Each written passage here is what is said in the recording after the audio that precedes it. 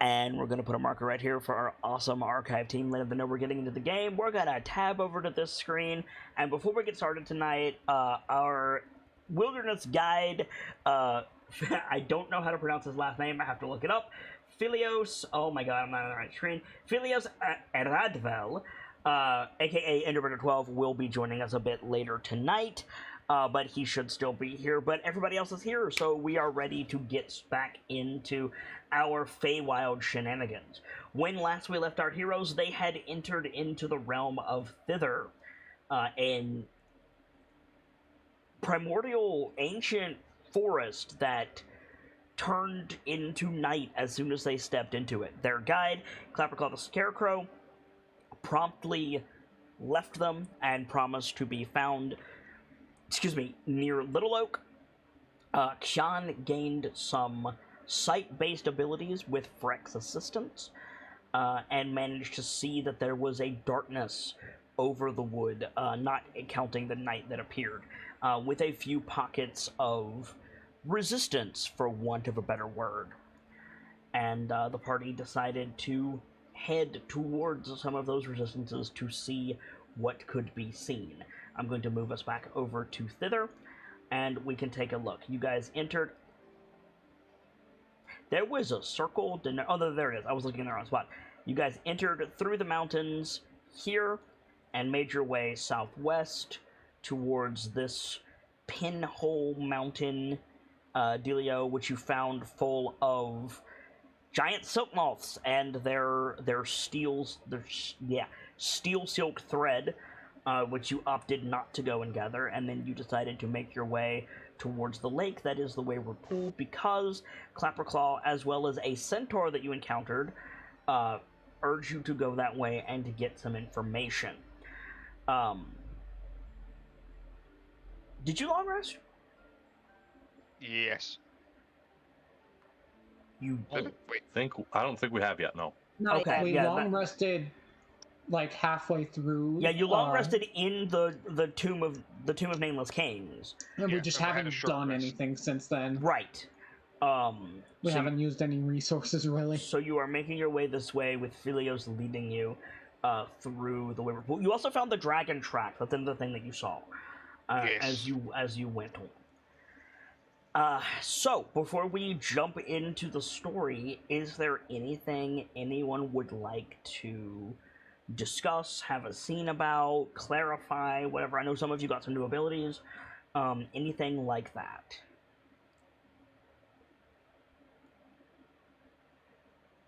Not really.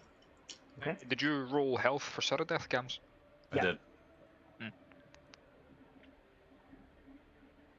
Yeah, fun fact, just for the record, last week we did not have her updated. That was an accident on my part, since I have taken temporary control until our friend is in Intangible Hawk.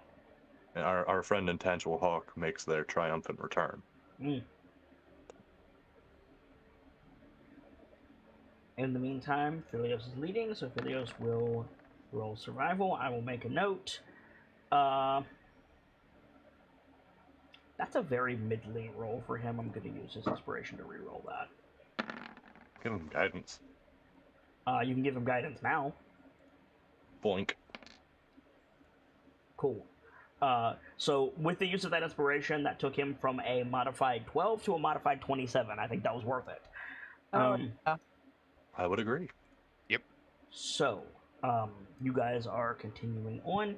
Let me check the random encounters for Thither, just to see if there's anything that I'm gonna throw at you guys. I doubt there will be, but let's take a look-see here. Nothing there that I want to throw at you yet, so that's fine. Let's see. Don't you mean nothing thither you want to throw at us yet? Touché.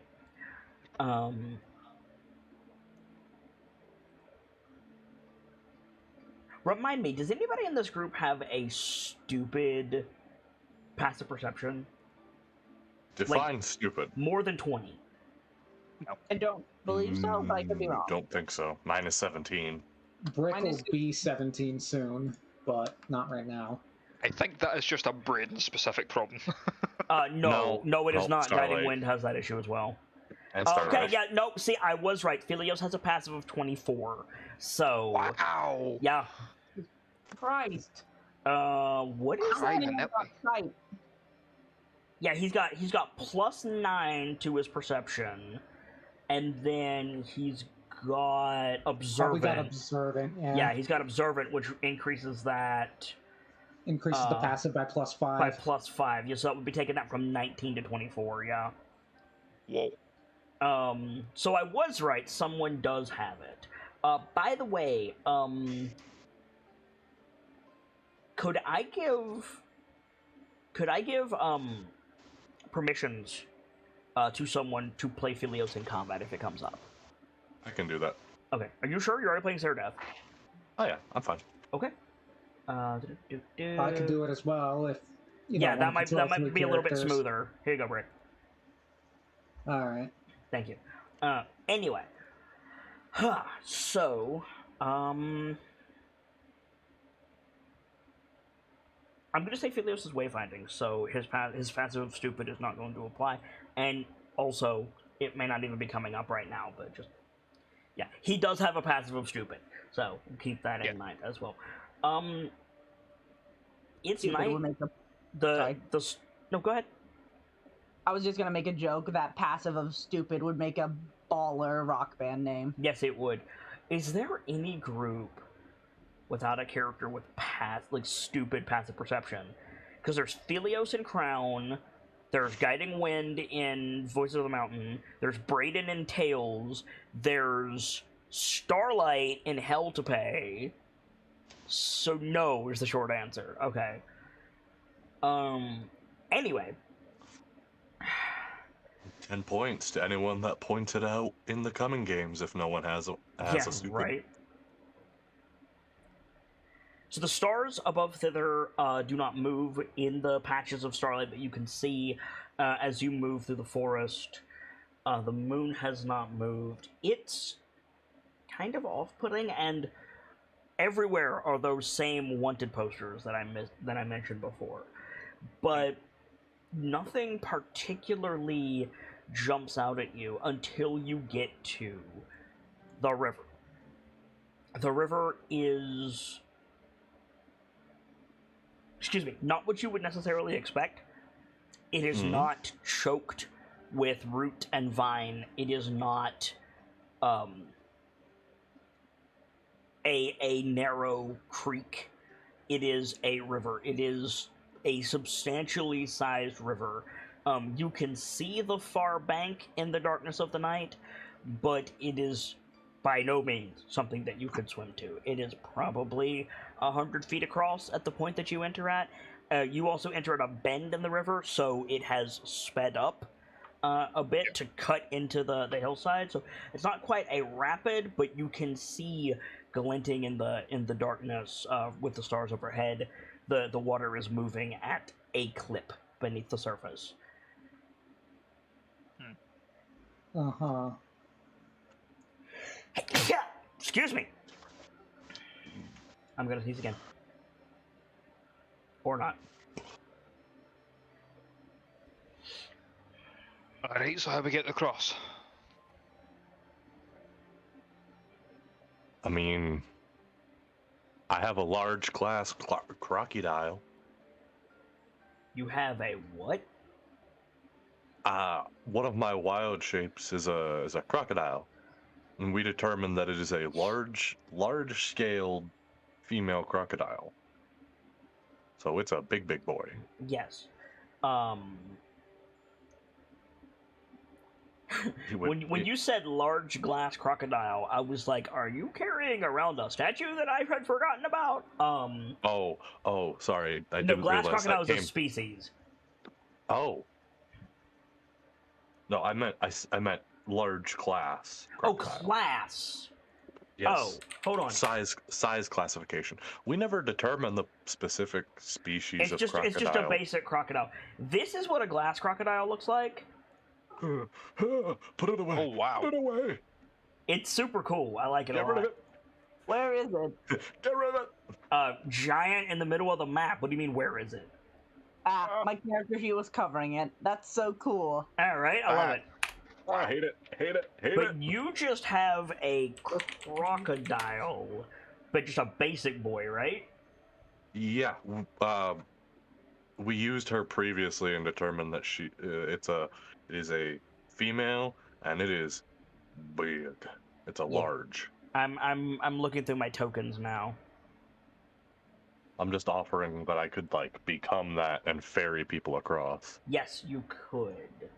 Let me see what I have. Have I used a token for this already? No. Okay. I know we had one because we went through all of my forms and got tokens for them. Right. We never assigned the tokens to the sheets, but Well, no, because you got this one when you got to hither. So I don't think we did that with this one. How's this? that'll work. Yeah. So a couple of limitations, Ken. Mm-hmm. You can only carry one party member Right. at a time. We've gone over that one before. Crocodiles have a swim speed? Yes. I mean, I assume that they do. They ought to. I just want to make sure. So you won't be affected by, like, moving through the water. However, you will be fighting the current. Because you're going laterally. Wait, hold on. I don't know where my... Where you're what? I can't find my crocodile. I don't think you made a sheet for it, my dude. Fuck, you're right. I wasn't given one. That's unfortunate. Hold on. Do you have GM privileges for this game? No. Okay, I'll get you one. Do. Yeah, if you want to run a world shape for us to get across, go ahead. All I did was type in crocodile and then wondered, where's the roll 20 sheet? Hit. Yes, they do. They have a swim speed greater than their walking speed. Hold on. There. You should have a crocodile sheet now that you can just input at your leisure. Can you move that down to the menagerie for me? Yes, I did not put wild shape in front of it, but I'll put it where it's supposed to go. There you go. Oh no, I'm an idiot. That is not where that goes. It goes there. But yeah, you can put that in. So they do have a swim speed. You're still going to be fighting the current, which means there's going to be some saving throws involved. Per trip, after the second trip, a trip is from where you are to the other side and back. After the second trip, you're going to have to make a strength saving throw each time. Okay. Remember, the doctor can swim stupid. And Yeah, Cyrodiil can swim too, so... Right, the doctor and Cyrodiil can swim. I don't cannot. really need to. I don't need to do them. So it's just going to be Phelios, Brick, and There's Mathar. also the matter of carry capacity. I understand that you are a large creature. However... Philios also has a swim speed. You do? Yeah. Deft Explorer Roving. He's got a swim speed of 45. Wow. So just 2 people. Yeah, so you won't risk exhaustion doing this, Kian.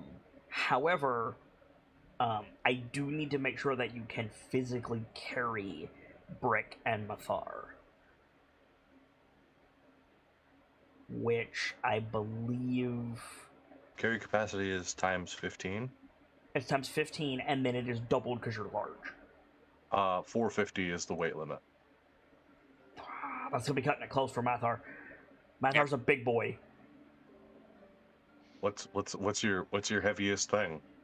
I mean, just what do you mean? What's my heaviest thing? What's your inventory weight?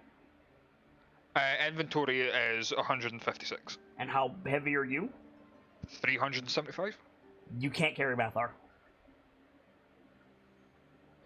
How the fuck do you, human man, weigh that much?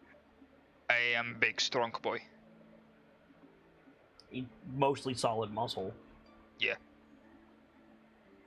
That is. Mate, I have a terrifying. 19th in strength and constitution. What do you want from me? I mean, I personally think that's a little high, though, but I'm not gonna fight you I on mean, it. if you want me to. I believe you can carry brick. How tall is How tall is Mathar? 7'4". He's 7'4". I thought he was human. Wait, no, hold on. No, it should be 6'4", not 7'4". I don't know why there's a 7 there. Okay, if he's 6'4", then you're looking at about 280, 300. Okay. He's still a big boy. Still a Holy big shit. boy. Which means 250. I didn't say 250. I said 280. 280. 280 to 300, somewhere in there. 280 I could do. The 300, I'd be at my cap. 280 plus 170 some you could not do, because that's at 450 exactly. I thought he said his inventory was 150. I thought you said it was 179. No, 156. 156. So you could do it, but not if he was 300. And Brick, what were you saying? Sorry. I believe Brick's, he's got 169 pounds of gear, and he weighs somewhere between, I think we established 200 and 250 pounds. Yeah, so it's going to be right at your limit for both of them, Kian. Oof. This is going to suck. One of the few things that carries over between druid form and animal form is damage, and fatigue is a form of damage. So that's going to suck. I mean, damage carries over if it broaches the limit of the form. Well, yes, you are correct, but if you get bonked on the head, you're still going to pass out in druid form.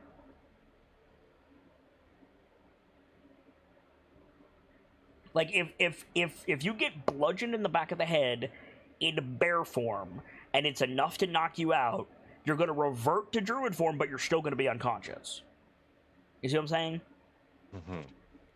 If you run all day in horse form, it will suck less than running all day in druid form, but when you go to bed, you're still going to feel it. You see what I'm saying? Right. This is that. I need to find a big old fucking turtle. Swear to God, the motherfuckers can do anything. Funny that you say that, friend. So 2 trips then, Sean? Yeah. Or do you want to do it in 4 trips and save yourself some fatigue? If it would save me fatigue, I'd do it in the multiple trips, unless anyone has arguments. You would be risking exhaustion going across the river that many times, but it would be a lighter load. If you took, like, Mathar's gear, then took Mathar, then took Brick's gear, then took Brick. But then I'd be risking exhaustion. You're risking exhaustion as it is. Ah, okay. So it doesn't matter which way, it's just... Yeah, it's just what fictionally makes more sense. Doing it in 1 makes more sense to me.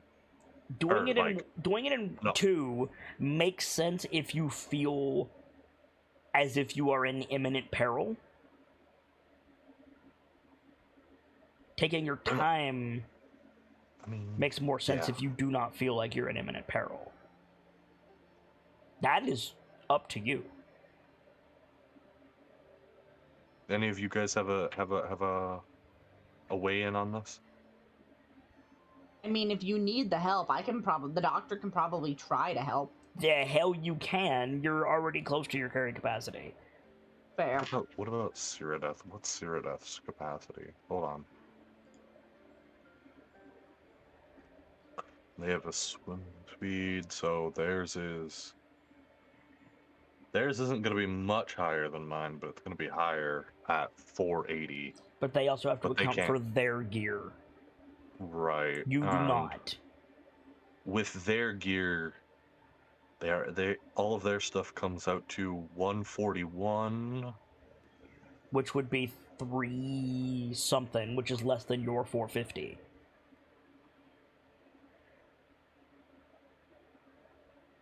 True. True. I mean, yeah, take it low and slow, I guess. I mean, okay. So then the question is, like, Mathar Brick, are you willing to part with your gear? This trip is not a fast one. Yeah. No, most of the weight from me is coming from the tent, the hunting trap, and the powder keg. Yeah. I forgot you had that motherfucking counter. Never mind. Powder keg. Powder keg. Oh I my would God. be very, very careful with those powder kegs. Yeah, because getting them wet is not a good idea. Crocodiles sit low in the water. Yeah. No, the maybe- idea was put my tower shield down, put the keg on top of it, tent, and like put the hunting traps somewhere next to it. I mean, you honestly might want to consider keeping the powder kegs or sending them across with a person, and that person holds the keg above their head. Because, again, crocodiles sit low in the water, and there's a current, which means there's going to be water running over the crocodile's back. Fair enough. Yeah, I can keep the keg strapped to my back then. Okay.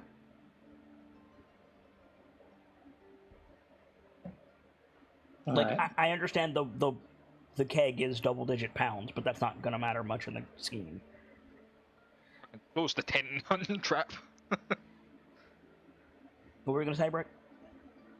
I was gonna say, yeah, it seems fair. So, I said it was 100 feet wide, but thinking about it, it's going to be more than that. I have trouble visualizing 100 feet. But 100 feet is something that a creature with a swim speed can cross in 12 seconds. And that's not what I'm looking at. Not what I'm looking at. I'm looking at, like, 10 minutes. Can rivers be that big? Is that I don't have a big frame of reference for how quick people could. Michael Phelps notwithstanding, like, most people can swim how fast? Let's see. I did some math on this. I think the doctor's about double an Olympic swimmer. Right, but I feel like a river takes a while to swim across. Am I crazy? No, If it's like rivers. a really big river, like the Nile. Like, there is a river about a quarter mile from my house. Like, I can see it, and like it's not that big. Like an ocean liner cannot go up it, and I understand ocean liners are huge. Bear with me. Like something that can like a trade barge for the Mississippi River cannot go up the river near my house. It's just not big enough. Okay, let me put it in this perspective. I live next to a river, Right. And it's big enough for like trade vessels and military ones to go up and down it, and it's on only almost 2 miles. Average river width I'm seeing is 135 meters, which would equate to about 550 Okay, feet. that sounds more right, but I didn't, like, again, I have trouble visualizing 100 feet. Like, what I was going to say was, in a car going over the bridge at, like, 35 miles per hour, it takes about 45, 50 seconds to get across the bridge. Like, that's a substantial distance. 500 feet, 600 feet sounds more reasonable. I just didn't want to stick my foot in it. What I'm saying is, the Kyankrodile is going to take a few minutes to get across the river. Okay. So that is a few minutes that you wouldn't have your gear. If need be, I can always wrestle something to the ground. Yeah, fair. Keep in mind, the doctor moves at like 30 miles an hour in the water right now. Yeah, the doctor moves at the speed of about a car. And yeah, so that would put the crocodile, if it's got a swim speed of 30, at about 10 miles an hour. Right. But the doctor, it will take the doctor probably 2 or 3 minutes to get across the river, whereas the Kian crocodile probably 10. It's a big river. Yes. It's a Feywild river. Like, I wanted it to be big, but not ridiculous, if that makes sense. Right. So, who is going when? Like, yes, Philios, the Doctor, Cyrodiil, and Kian have swim speeds, but if y'all shoop at once and Kian carries someone on their back, that means there's about 20 minutes that somebody is alone on the side of the river. So your marching order is relevant. I say have I mean, if Cyrodiil and Mathar want to go last, so that there's at least us two over here. I was gonna suggest Philios and someone. That way Philios can keep an eye on things. Sounds. But Philios and the Doctor, both of us can swim, and I'm fucking fast. Not only are you fast, you're effectively invulnerable. Something starts stomping through the brush. Philios, something's coming. Doctor in the water. Philios is in after her, and the Doc is already halfway across. It's just, bye. Zoom. Yeah. With the doctor cast, I'm out of this bitch no jutsu. So, Oh, wait a minute. Hold on. what? I might be able to take this a step up. Go on? I was just looking through my sheet. I have an orca.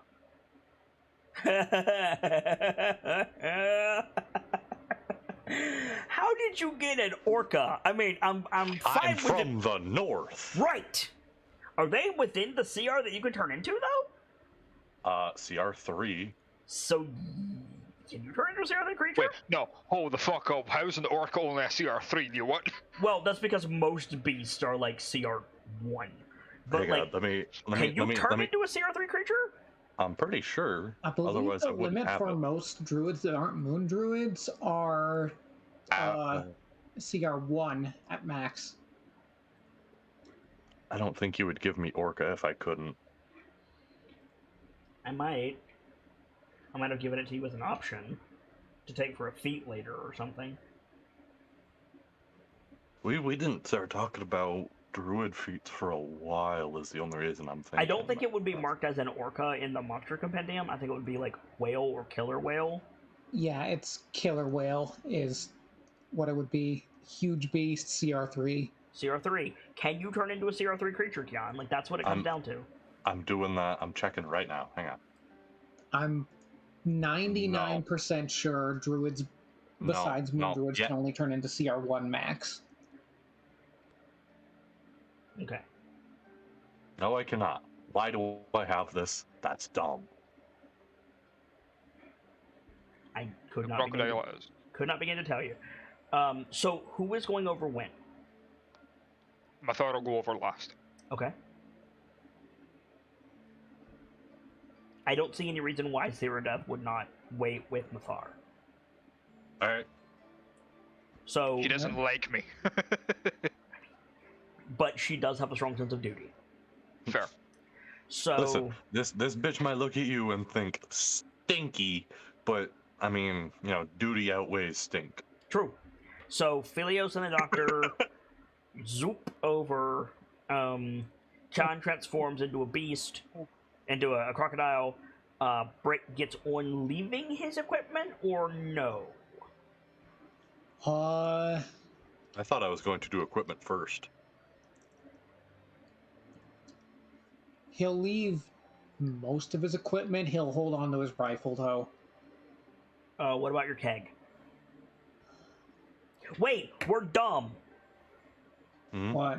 Turtle bank the equipment, John. Oh. Yeah. Oh, yeah. Oh, like Like hold Like- hold the backpack in, like hold Brick's backpack in one hand, hold Mathar's backpack in the other hand, in Kion form, and then transform into a crocodile. yeah, God, I always forget about turtle banking stuff. Yeah, I'll do that. I'll give you everything except for my sword. Yeah, done. And then nothing gets water damaged. And it doesn't count against your equipment held. Like, of course you do this. Like, and then you take Brick across, you come back, you get Mathar, Zero Death gets in the water, you guys go back across. So, the only person that I need to pay attention to for this is Dr. Lorelei. Because this is the first time you've gotten in the water with your new toy. Yep. Oh no. So, now when you swim, like, if you remember before, when you got in the water, there was that, like, repulsion of like, particulate in the water around you. It was, like, always pure around you. Yeah. That repulsion now becomes a funnel, basically. And when you swim, you just go in that funnel, and you're just like one of those vac tubes at a bank. Just with very little effort, you're just like across the river. Yeah, the doctor gets out of the water, kind of has like that starstruck thin up.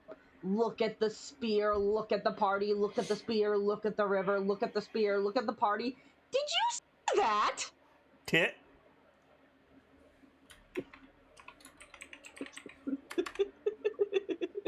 The doctor's excited. Yes. So you all get across the river. Kyan reverts back to his Kyan form, passes out everybody's gear. Job done. You've made it across the river. Congrats. Nothing terrible has happened to us yet. Yes. About this point, as you're Something all, terrible happened to us. yes, as you're all getting situated and getting the water out of your hair, etc., you begin to hear the sound of, like, branches swaying in the wind, but there's no wind. I suggest we all get fucking low. Yeah. Spooky. Yeah, the doctor will duck down a little. Okay. Duck Drag on. down a little or get into cover. Cover. Cover.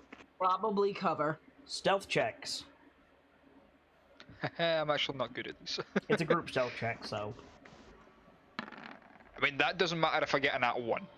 True. Do we Do get you to know our believe- DC? Do you believe me when I say Brick gets advantage? Why do you get advantage? No, you do not get to know your DC. Infiltrator armor. Okay, fair dues. Remind me, does Philios have Pass Without Trace active on you guys?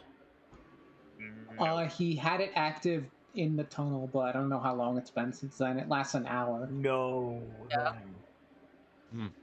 But you did Shoot. long rest, so he could in theory cast it right now. Uh-huh. You want to do that? How about yes? Yeah. Like Okay. he would have. I'll So mark off his spell slot. that's fine. No, he gets one for free. No, not pass without tray. I'm Does he? 99% sure he gets one for free. No, that's me that gets that. It's Bruce that gets one for free. Yeah. I'll look over his. And Ender is gonna get here and he's gonna be like, "I have a free Pass Without Trace," and y'all are gonna be so mad. But- I will take the hit, but I'm Primeval We've not set awareness up before. spells that you get once per day without using a spell slot. Speak with animals, beast sense, speak with plants, locate creature, and commune with nature. So not that. although I'd like to say I got a nat 20 on my screen. The numbers do not reflect that. I'm not seeing a free use of pass without trace. Okay. Why'd you reroll? Oh, that's probably Sarah Death. Mm-hmm. Okay, that's disadvantage though. Oh, And besides, we haven't long rested since coming out of the place, so he used one there. True. Okay. But I'll go ahead and mark it off and give it to everyone. I'll roll for Philios first.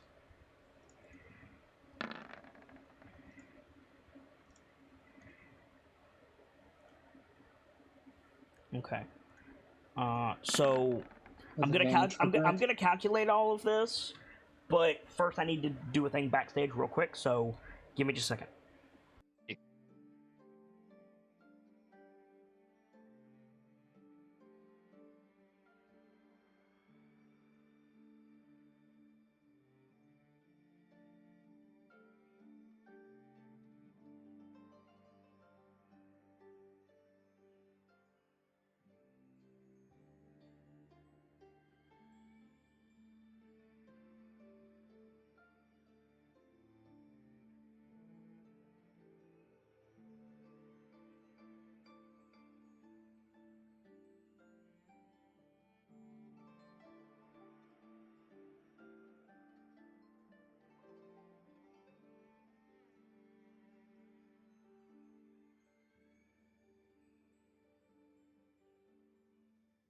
Okay, back in. Let's see. Pass without trace is so good for you guys. So that's 17 plus 27 is 44, plus 22 is 66, plus 7 is 73, plus 25 is 98, plus 26 is more than 100. So you guys are real good on that.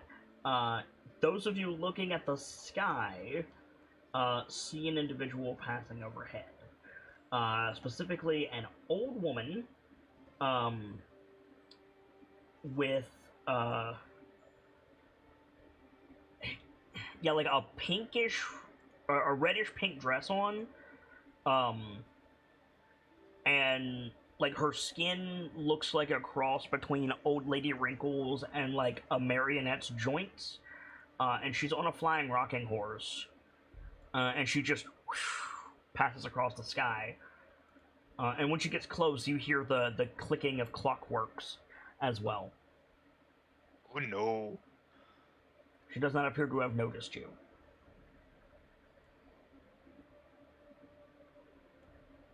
The doctor will stay down for a little bit, still keeping an eye on the sky. Sean, Huh? are you using your vision? You know what?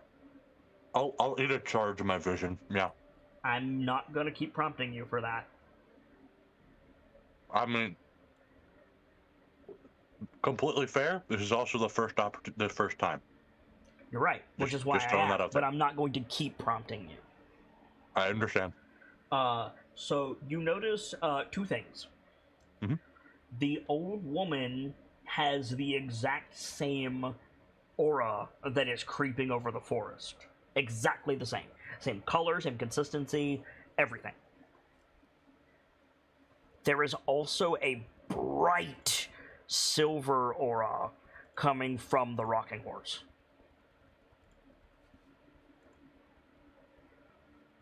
Really need to figure out if these presences have an additional meaning to them. You're only level 1 shaman, my guy. Yeah.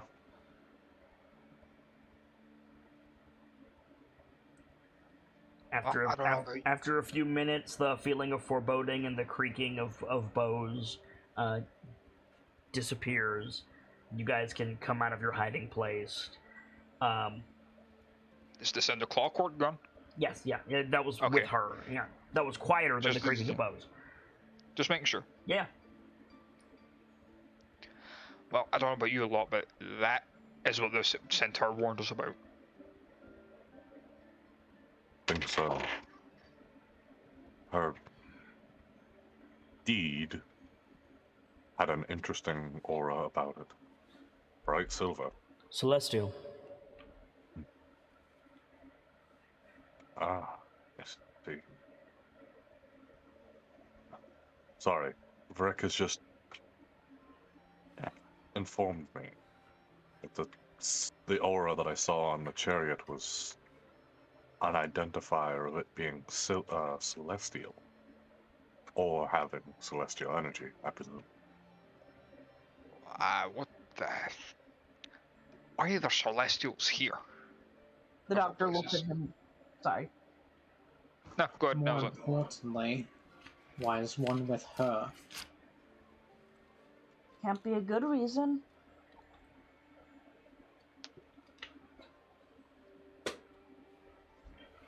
Could be something trapped by magic. Could simply be something that uses celestial energy to function.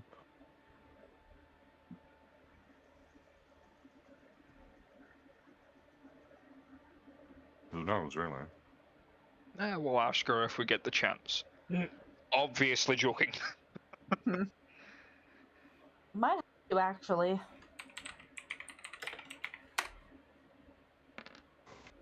More importantly, she gives off the same energy as the tree city and the castle.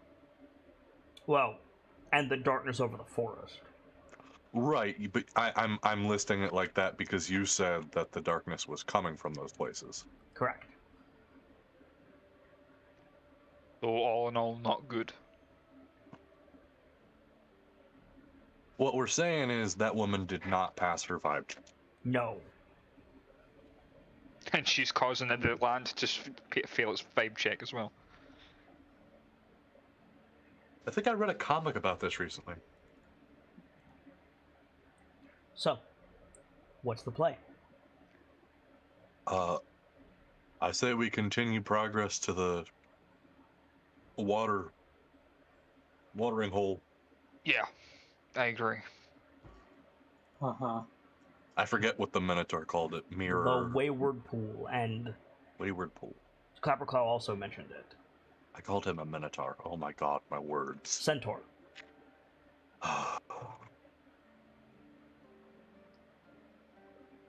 So, I promise I'm trying to speak intelligently. Philios is leading the way again? Yes. Okay. I need another survival check from Philios, please. Okay.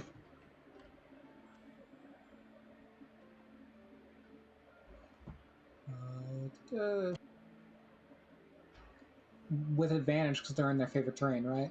I didn't give them advantage last time, but you are correct. Oh my god! Doesn't matter this roll. But Valorous? Yes, actually. hell yeah! So, okay, so what does a valorous survival check look? I know exactly what a valorous survival check looks like. You guys are all like, you guys are like coming out of your hiding place, as Granny Nightshade passes overhead, and you're getting your stuff together after she leaves. You look around like, where's Philios? Philios comes back into view, just like touching a tree as he comes past. And you'll look past him, and there's just trees moving out of the way as a path opens. Yeah, that's exactly what I was Because thinking. he's an Eladrin, of course he can do that. Like, Yeah. hell yeah. These are my forests. They may part for us. The doctor will give a polite clap. The trees are like, oh, hey, my cousin's in town. I better make room. Kind of. So there is now a road for you guys to follow, like straight up a Nice. road. I need a road marker is what I need. Want me to just continue my line? Yeah, that's fine. So Philios comes back to the group, and he's just like, I don't think the forest shift like the swamp does. Really? Wait, that it's not advantage, it's expertise. I'm sorry. Either way, he got a Valorous. Uh-huh.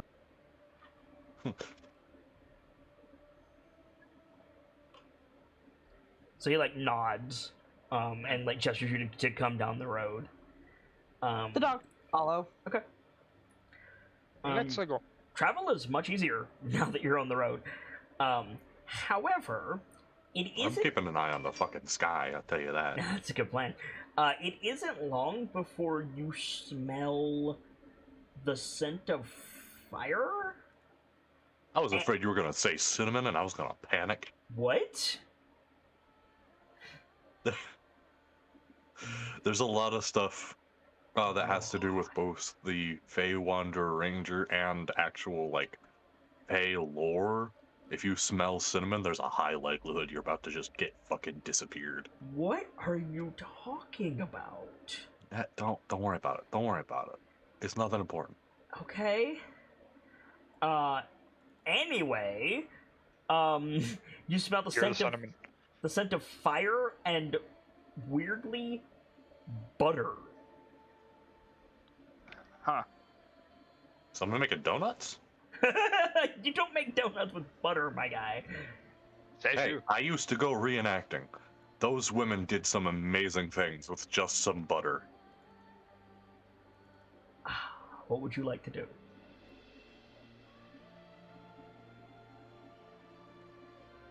Oh, all the ones in the pool. I tell you what I'd like to do. Turn down this audio, reshift my audio. Oh, I'm Goodness. sorry. No, you're fine. I think I just had my audio mixed weird. Okay. What do you guys want to do? Yeah, we Check just it continue out. to the pool. Yeah. Well, are you saying the trail or are you checking it out? I could send Varek to check it out. Yeah. Okay. Is that a good idea after last time?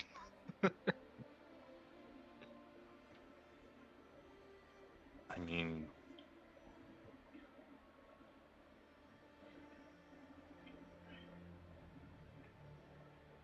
Listen, I don't want to God put too damn it. fine a point on it, but butter and fire are two things that do not occur naturally. yeah. People, probably. Or something people like. If you all want to go check it out, I'm up for it. I think we should check it out. So do I. Are you sending Breck or are you just going? I say we just go check it out. Okay. Yeah. It's not long before you find a campsite. A bedroll has been laid out. A big log has been rolled closer to a makeshift campfire with an iron skillet on the top of it and a pot of boiling water nearby. There's like half a dozen like house cat sized mushrooms sitting around, like, sitting, moving around the pan, the skillet that's got butter in the bottom of it, and they're just leaning over and dunking their heads in the melting butter as they just jabber. They look like this. That is adorable. I can't decide if it's cute or not, I'm gonna be real. Oh no, it's firmly in the uncanny valley, but it's just enough out of it that it's like, oh, it's so okay. It looks like a character out of that movie Sausage Party. Yes! Oh, Yes! All I'm saying is, if I met that in real life, I would have to fucking take a drink of whiskey before I'd be able to talk to it. Well, the good news is they're not talking, because I have agonized for 3 weeks about what this thing sounds like, and it keeps going back to Mickey Mouse, which, no. And so I've settled on it. They're just those things from Hollow Knight. They're just sitting there going, wah! Wah! For some reason, I thought you were about to do the fucking grub noise. Which grub noise? God. The kind of really high-pitched noise that you get when you free the grubs.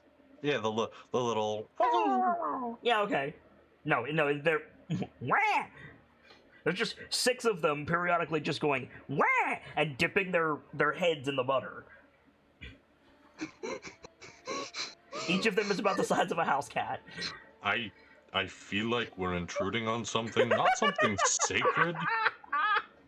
Not something sacred, just something that. Okay, I'll just say it. This feels dirty to me. Sims is here for it. I love stuff like this. This is like fun to me. This is great. I just don't know how the doctor would react. Okay, got it. I'll bring you some butter next time I come over, you fucking lobster. By the way, to anybody watching this VOD, Guy Gamzella's challenged me backstage that how much weirder can the Feywild possibly be? Exhibit A. Hey, this still ain't that bad, all right? It's weirder though. Honestly, all I can imagine now that you've said that they sound like the mushrooms from Hollow Knight is that every time one of them dips their head into the butter, they just kind of sit there for a second, pull their head out, and start running around doing the like death noise of those things. The wow. Not yet, but their heads are browning. Are they cooking themselves? They appear to be cooking themselves. It looks like it. Is there I don't know if anything they- else around? Yeah, there is an entire campsite. What? Okay. What's? This is a weird question, but you know what I mean because I've used this wording a couple times. Uh-huh. What the fuck is the presence with these guys? Uh, I don't have to use a charge because we're really close to them. yeah, like pale white and also fading. Like they are damaging themselves. Yeah, they're slowly cooking themselves. Oh, Would imagine whoever's campsite this actually is either called in a favor or bewitched them. I don't know which. This is the Feywild. I don't fucking know. is there Is there what? You cut out. any sign of like people being here of some descriptor beyond the campsite? Make an Like, are investigation. Make an investigation check. Give me 1 second. My sheet is being a little slow. Investigation, you said? Yes. Blomp. There are footprints all over the campsite. Humanoid footprints or like the weird mushroom footprints? They're not weird mushroom footprints. They seem to be humanoid, 6 toes with claws, vaguely humanoid shaped. Oh. Are they like the tracks of the creatures from earlier? Fuck no, those were like 3 feet wide. I wasn't sure, and it's good to ask. What do the feet of these little guys look like? Of the mushrooms? Yeah, They don't have feet. they're just kind of mushroom bodies, Yeah, and they're just hopping around. They Yeah. are that right there. What we are looking at. yeah. Like I imagine they ambulate by like jumping. Oh! Look at the ground, just like at their base. They're little worm things. Yeah, I imagine they ambulate by jumping. So, all in all, I can what just imagine the music from Fantasia playing in the background, and what I'm hearing is someone used that spell Mickey Mouse used to awaken all of his like cleaning supplies, but someone did that with their food and then convinced them that this is dinner time.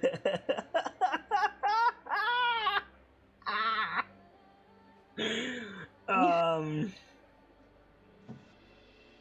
Like, are there footprints leading up to the tent? There's no tent. There's a bedroll.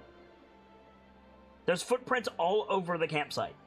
And no one in the bedroll, right? Correct. Should we do something or should we just leave? I mean, we could wait for whoever owns this to come back. And what if that was who we just saw go by overhead? You know what? That's a good point. Turns around, starts to walk. Okay. All right, you guys leaving? Blake, Yes. the dog staring confused, and fucking Kian picks her up and just starts walking. John, are you leaving? Yeah, fuck this. Okay. So you guys leave. As you continue along the trail, The smell of sauteed mushrooms lingers with you for a good ways. I'm just gonna do that. Put a little nubbin right in the middle of our Yep. path. That's barely visible. Oy. You travel for a while. A perpetual night. This forest is big. And... okay. Eventually, you don't get to the lake, but you do have another encounter. Oh no. Right along the trail that Philios has made, you find 8 large dogs standing in a circle. They look look like this. Oh. I'm good. No, thank you. They're in the middle of the trail. Ah, fuck. Why are you good? Because that little motherfucker looks horrifying. I mean, fair. Carter, I know what this is. I mean, I do too. It says right there at the top of the thing. Make a nature check. Funny. Me? Yeah. Okay. Can I? Sure. I mean, you say make a nature check, but fucking... By rights, I shouldn't know what this is. Yes, you should, actually. Really? They're fairly common on the material plane. Eh, okay. They're common enough on the material plane that rangers and some warlocks can get them as animal companions. Really? Okay. Yeah, fair they're enough. called blink dogs. They're not actually beasts, they're fae. But they're generally good aligned. Yeah. They are the like, okay, Pokemon reference, I'm sorry. Are you familiar with Seviper and Zangoose? Yes. Okay. This is Seviper and Zangoose with a Displacer Beast. Yeah. And if I remember rightly, they're also surprisingly friendly. They're usually surprisingly friendly. They're big. They're medium creatures. Mm-hmm. They're real big, and they can talk if you speak their language. Like they're not beasts. Mm-hmm. But yeah, there's 8 of them standing in a circle in the path in front of you. Yeah. If any... I mean, Mathar's gonna, like, make himself not threatening whatsoever. Mm-hmm. And, like, Doctor. cautiously walk up to them. Make a perception check. Perception. Nope. Okay. I see fuck all. You're gonna walk up. They pay you no mind. They seem to be doing something. The circle is facing inward, so only the dogs on the far side of the circle can see you, and they don't react to you coming closer. Yeah. What's inside the circle? You cannot see from your position. Yeah, if the rest of the group hasn't, like, decided to move up with them, you'll, like, turn back to them and be like, come on, these guys are okay, they're not gonna do it. I mean, I'll move up. Okay. See if I can find a position where I can see what the fuck is Perception going check. on. Can the doctor see too? Can the doctor what? You're cutting out really bad tonight, Sips. I don't know why. My stuff is all fine, or at least it should be. Can the doctor try to see what they're looking at? You can move closer as well. Kian, how close do you get? Yeah. My best words, close enough to see. No. You No? close within how many feet? 10 feet away? Okay. They are taking turns at what appears to be a hole.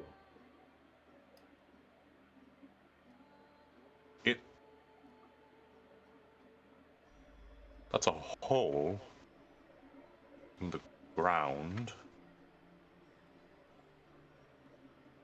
What are they taking turns doing? You cannot see from this distance.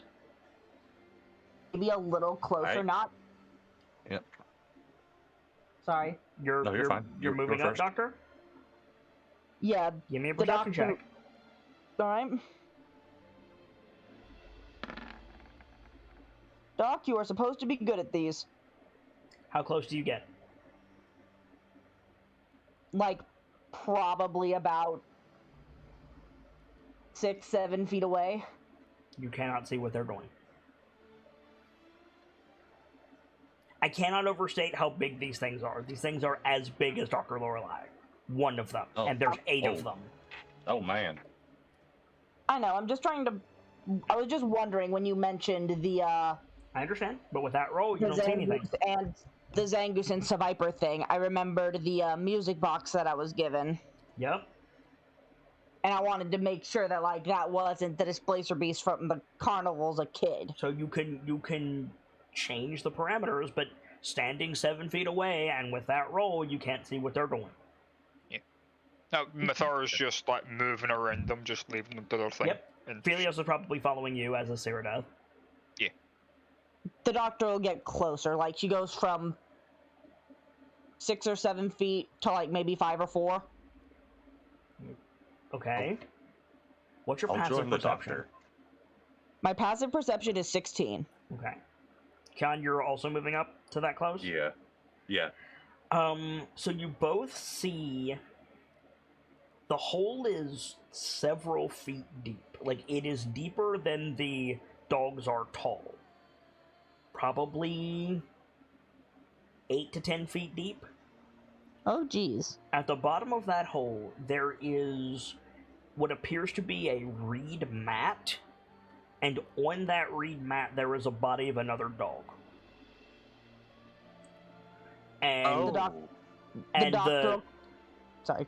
And the blink dogs are, like, depositing little, like, artifacts down into the hole. Oh, just interrupt. I see what it is. Okay. Yep. It's a funeral. Eh. The doctor will kind of let out a little "oh no" sound, drop her fins, and just back away respectfully.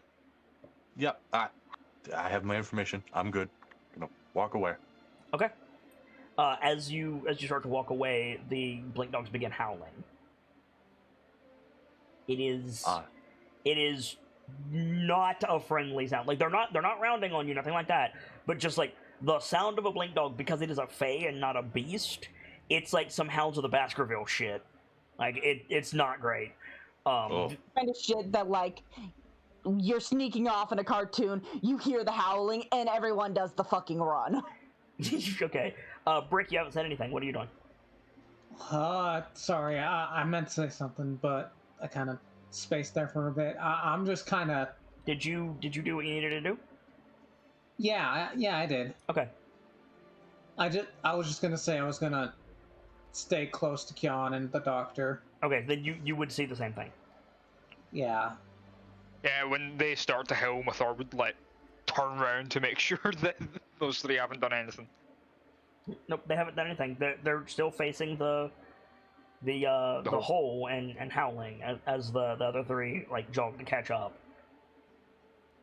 Like, Yeah, no, so I didn't continue. And Okay. once we're a little bit away, yeah. So I think that was a burial. Agreed. I feel bad. Oh, well, they are known for being intelligent. They must have lost one of their kin. And a place like this, not surprising. And you didn't interrupt them. No. So, Yep. you leave the dogs to their business, continue on the trail towards the pool, and I think a few minutes later, not long at all, Phelios like puts his hand up and comes to a dead stop. And you all like stop, look around. You see like like shadows darting on either side of the path from where you are, going from behind you to in front of you. Just, a bunch of them, and then a few seconds later, one of the dogs steps out of the trees in front of you. Oh. Oh, friend, we don't mean any trouble. Just if like- we just- interrupt yeah. back there. Yeah, and it just like walks up and just like sits down in the middle of the path facing you. The doctor will say hi in common. Stop for a second. Swap to Sylvan. Hello. It nods at you. They don't speak Sylvan, but it can understand Sylvan. It nods at you. And Wait. kind of, like, after a minute, kind of does the, like, doggy stretch posture, and then sits back up. Mm. I hope we didn't interrupt your little ceremony back there. What are you speaking? He's gonna try common? No reaction. The doctor will repeat it in Sylvan. At that, the blink dog shakes its head. The doctor will tilt her head. Sylvan, no.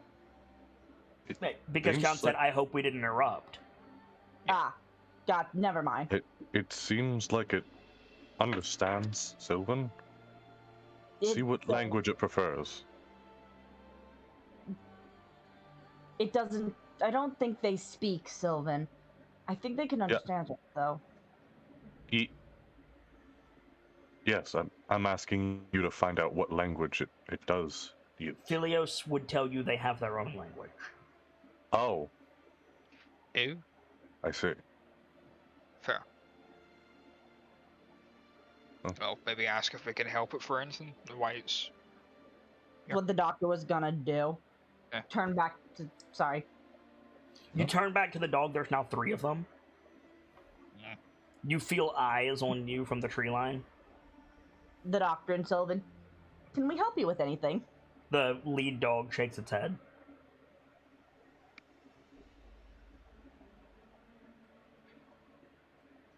Then are they here to help us?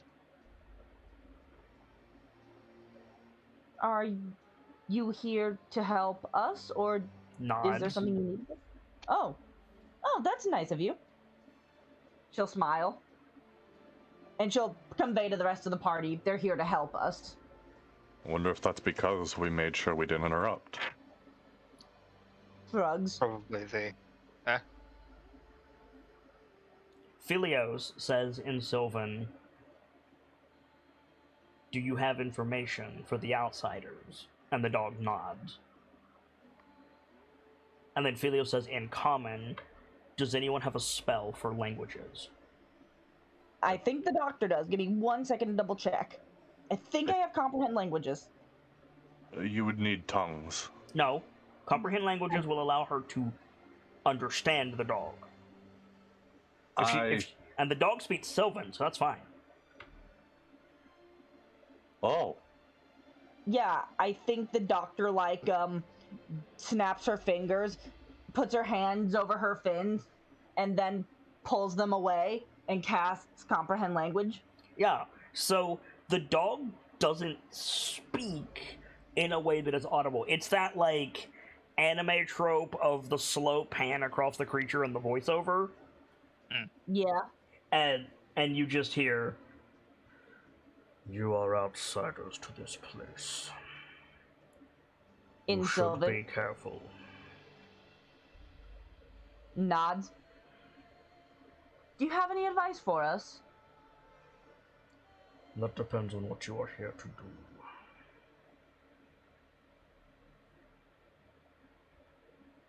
We're here to help with this. Gestures up to the night sky. The 2 dogs in the back look up, and the lead dog nods. This is the work of Scabatha Nightshade. Figured. She takes the form of a kindly old woman, making toys for abused children. It is a trick, an illusion, as is everything in this place. Nodding along.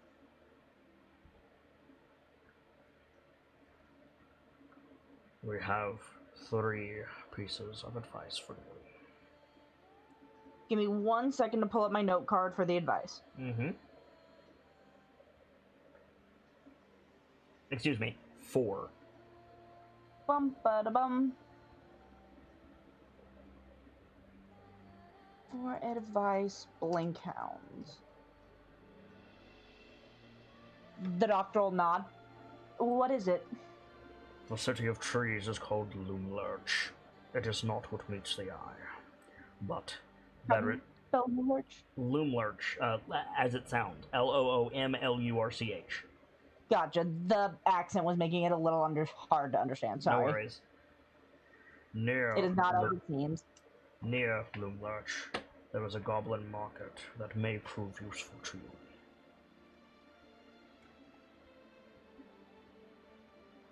A goblin who that may prove useful to us? Goblin market. Market that may prove useful to us. Mm-hmm. I'll try to enunciate a bit more. That voice is difficult. It sounds difficult. It's not difficult to do. I can talk that voice all day, but it's a little bit difficult to enunciate. Yeah, I gotcha. This is a bit difficult to project as well. Yes, it is. City of Trees is called Loomlurch. It is not as it seems. Near Loomlurch, there's a goblin market that may prove useful to us. Correct. Next piece of advice. The hags sentries are scarecrows. They alert the guards if they detect intruders.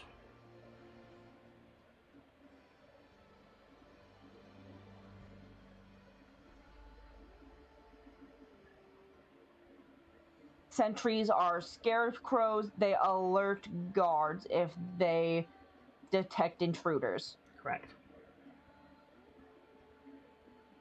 Also, real quick, really sorry if that came through right there. The Alexa just activated, you know, the one that doesn't work, Yeah. and said Nothing she came didn't through quite actually, catch so you're good. That's good, because that scared the piss out of me. You ready for the next one, Tibbs? Yeah. Metal in the trees should always be avoided. The hag's sentries are made of brass.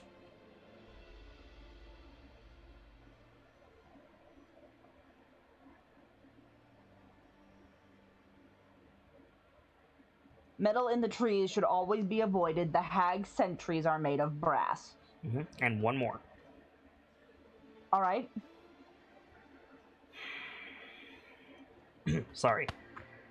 The large castle is a workshop where the hag produces her most vile experiments. However, it can only be accessed at night. Do not be caught there in the day. Only accessible at night, and do not be caught there during the day. Correct. Do we know the difference? What? How are we? Sorry, I was leaning away. How are we supposed to know the difference? Time hasn't moved in the time we've been here. It has. It was day when you came out of the mountain, and it was night when you entered the forest. Okay, but we have been here for several hours, and from the You've sounds been of here what like you're saying- 3 hours. Still. Okay. Never mind. So, with that, the dog nods and starts to lope into the trees.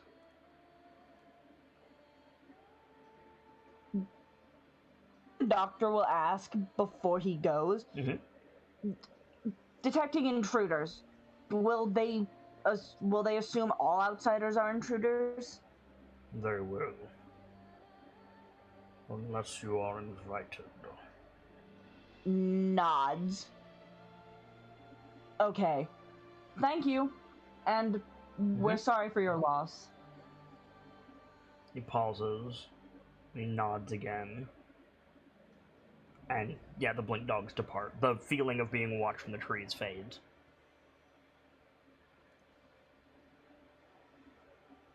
Doctor sighs. I think comprehend languages lasts a while. It lasts an hour. And yeah, so she'll just leave it up. Okay. But she'll convey what she was told. Do so. All right. That was interesting. She'll kind of like flap one of her ears, trying to clear it from the weird sound, because it's kind of awkward to hear something talk that doesn't quite talk with Oh, yeah, comprehend absolutely. languages. All right. Oh, So they wait a did- minute. You have comprehend languages up. You can hear Yeah. Vrek. Oh, Really? cool. But the doctor doesn't know this yet, but that's cool to know. Mm. All right. So they had some advice for us.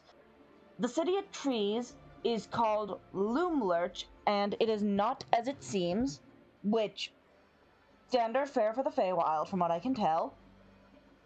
Near Loomlurch, apparently, there's a goblin market that might prove useful to us. No. Apparently, Scabatha, the hag in charge of this place now, has sentries and their scarecrows. They will alert guards if they detect intruders, which we're outsiders. We're technically intruders. Good to know. That's The metal, inviting. the metals and trees should always be avoided. The hag sentries are made of brass. Okay.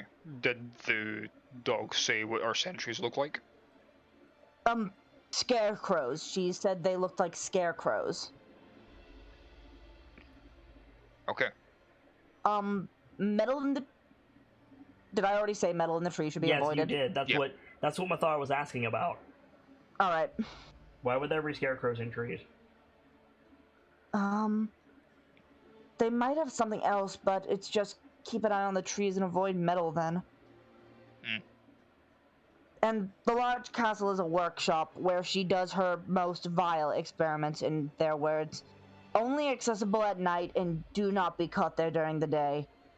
So we may want to keep an eye on that castle if we go near there, and try to learn a way to keep an eye on the time. The castle is not on the map, unfortunately.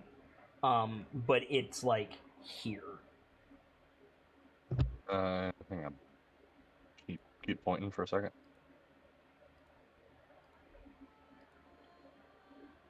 And it's like a spire in the sky. You're not sure if it's connected to the ground or not, but it's huge. A big bitch. And it's not like a fairy tale castle. It's like Bloodborne castle. yes, it's less English castle and more German castle. Gotcha. So spikes abound. Yes, There you go. castle here. Thank you. I mean, I would use a different color than black, but Okay, hang on. I got it. There you go.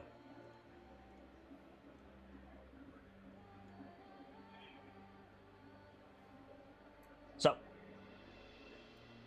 what do? Well, we've got new information to keep the eye out for, so shall Yep. we keep moving? You guys continue on. And now we know what to keep an eye out for. Thor will keep an eye on the tree lines Yes. for any metallic bullshit. Yes. It would be easier to see that in the daytime than the nighttime, but duly noted. It's a good thing I have dark vision. It is a good thing that you have dark vision, but even then, the glint of metal will glint less if there's less light. True. After another, like, hour of walking, this forest is big. The path continues, and you all begin to smell water. The doctor will perk up a little bit. Either we're getting close to another river, or we're getting close to where we were going. Can I tell the difference between fresh water and running water? There is no difference. But you mean stagnant water and running water? Yeah, Yes, yeah. but a lake is not stagnant. fair. A human can tell that difference, my dude. But no. From a distance. Yeah. Yeah. If there's like a swamp or a large mud puddle that's stagnant, it has a very different smell from even a slow-moving creek, much less a fast-moving river. But lakes aren't stagnant. But yeah, a human can do that. But yes, you absolutely can. I'll be right back. I'm being called for. I'm so sorry. No worries. You guys continue along the path, and after probably another 10-20 minutes, you haven't arrived at the lake. and Philios, you all, because Philios is in the front, you all see Philios like slow down for a second and like look around like, what the fuck? You continue on for about another 10 minutes, and at this point Philios calls for a stop, and he says, we're going in circles.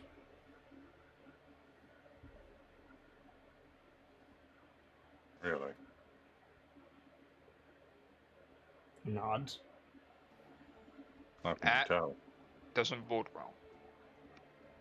How can you like you say how could you tell, and at first he gives you a look like motherfucker, and then he says, we've passed that tree a few times.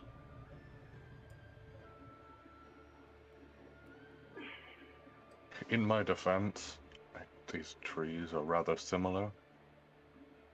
And Philios says, I'm you're not- not from here. Exactly why I asked. You know, he says we can't get closer to the lake. I wonder why. Oh, as you said, it's got a different aura than the rest of the place. Little brother, I'm do you mind getting guessing. it? Wait, what do you mean cat? Philios gestures at the road that you're on. He says, the path is straight. We're going in circles.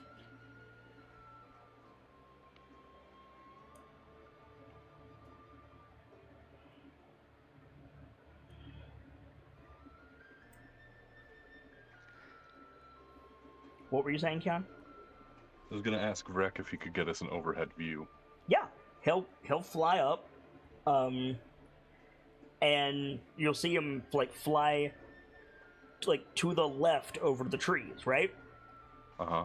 And maybe 15 seconds later, you see him flying up to you from the right. And he like gets back to where you are, and he goes, "Wait." And he flies to the left again, like over the road, flies to the left, comes back from the right. You see him speed up and do it again. He's just flying in circles. That's terribly interesting.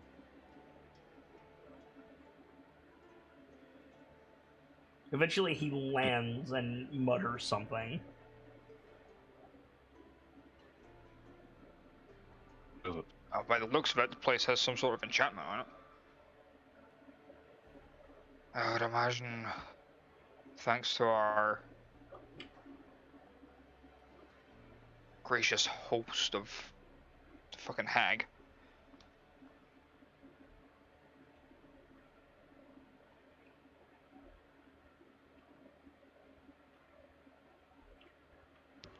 Once again, our efforts seem to be thwarted. Once again, what? Sorry? Sorry, I had something in my throat. I said once again our efforts seem to be thwarted at every turn. Hmm.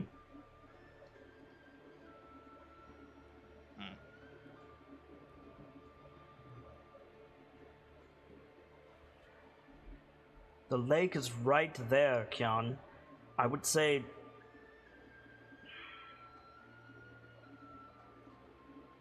2 spans at the most. How far is the span? Just for my I'm reference? sorry, not 200 spans. A span is a span is 2 spaces. Paces. Hi, I'm back.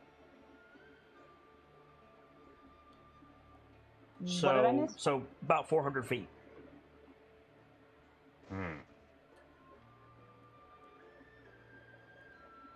Which is about 100 yards. A little bit more than 100 yards. It's like, it's not that far. Hello. Hi. Sorry, I wasn't sure if my thing had died or if my internet was going out. It only did crash for a second there. Did Vrek go above the tree line? Yes. Okay. How strange. Rick says from the overhead, the lake is right there. How many paces, or how many spaces did he say? 200 spans, which is 400 Okay. paces, which is about 400 feet, give or take. About. 800 feet, give or take. Yeah. It's not that far. The lake should be right there, but He said, like, wait a minute. And the doctor kind of realizes that she somewhat heard what Rex said. Wait a minute. No, Well, you it's didn't. been You more didn't. than You an didn't. hour. You, Oh, You- got it. I wasn't told it's that. been more Sorry. than an hour, and also that's not what I meant. You can't hear him talk, but you can hear the little noises that he makes that most people can't hear, including Kyan. Gotcha. Never mind. Sorry. No worries.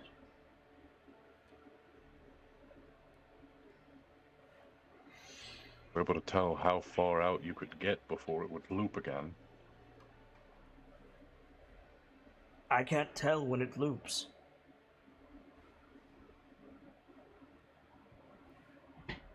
It looks like I'm getting closer to the lake, and then I fly upon you lot again.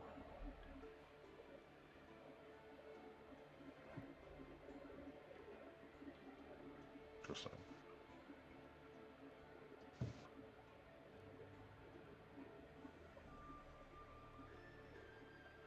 Hold on, let me try something. And Mythor will put his back to where the lake should be and then start like slightly jogging backwards. So you put your back to the lake, and then you Yeah. go towards the lake? Yes. Okay. So Mathar up the path. You all hear Mathar's like footsteps fade from like auditory range, and then you hear them again, and Mathar, puffing, jogging backwards, comes up behind Cyrodiil. Oh, that's odd. Stops, turns around. Well, it was worth a shot. Not a bad thought. Might be useful somewhere else. Is there Now, no the way thought to the pool was- then? Maybe I guess we need to come back here after we know some more. Because clearly we can't get to the lake. At least not easily. I mean, we tried a few things. There has to be something, even if it does mean coming back later.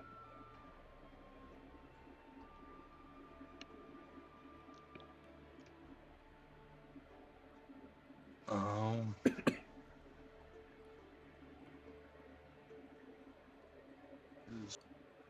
Oh, I'm thinking of a word. Hang on, I gotta find it. Okay.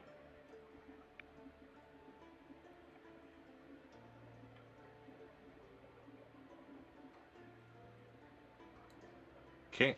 You don't know what the word is, but there's stuff. Go ahead.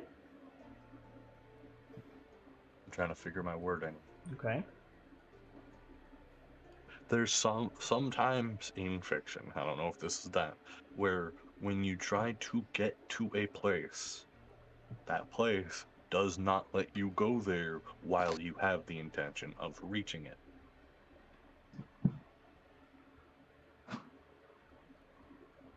Wait. I don't think there's a specific word for that, but you are correct. That is a trope. It's called the Wayward Pool. We're on a path.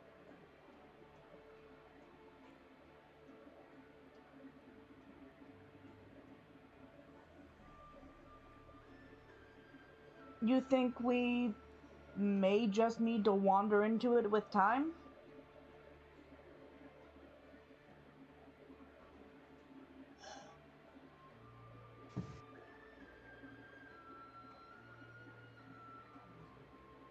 That might be the case.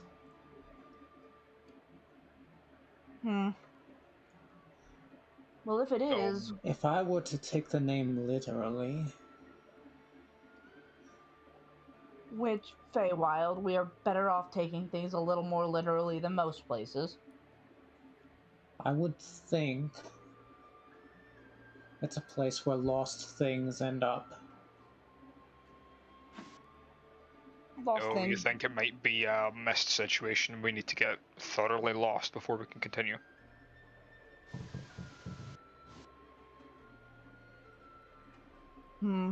That might be the case. Though we may want to be careful in getting lost here. We'll want to stick with each other. I've got something to try in the worst case, as I wind up in the same situation that Mathor just found himself. The doctor told her head. Khan's gonna line himself up in the path, so he's gonna go straight Okay. straight towards the lake. Okay. He's gonna close his eyes and start jogging. Okay. You taking Vrek with you? Yeah. Okay. So Well, Khan and Vrek close their eyes as well. Vrek doesn't see like that, so Fair. Khan jogs up the path. Ground rumbles. Big Goliath runs through, fades, and then ground rumbles, and he runs smack behind into Cyrodiil. Oh, okay. Yeah, that didn't work. Probably because there's still the intention of getting there. Cyrodiil is like, "Do you mind?" Sorry. A for effort. I just had a really dumb thought. Mm-hmm. Go on. Way back in Joel. The doctor completed a finger maze and gained a single use of Find the Path. She She used used it. that. She used it Did almost she? immediately. Mm-hmm. What? Remember. Okay. Never mind. She used that to get us back to what was it Ball. called?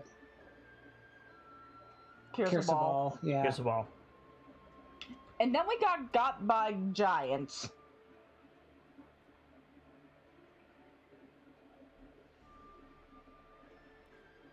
But yeah. Sorry. you're right. Well, I'm out of ideas. Checking the doctor's things. I don't think she has something yet, though.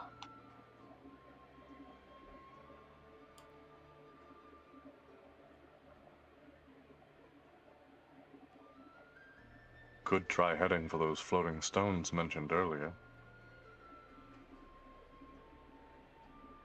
They're a ways off, but it's an objective. It's got the goblin market we could go to. You could also try to find Clapperclaw. We could try to find Clapperclaw. Sure, because We have- Claw's meant to be around here. No, We've got he's meant to be around Little Oak. We could also Sorry, try to yeah, go find I'll look. We could also try to find Clapperclaw in Little Oak. Yeah, Claw might have a better idea on what this is. True.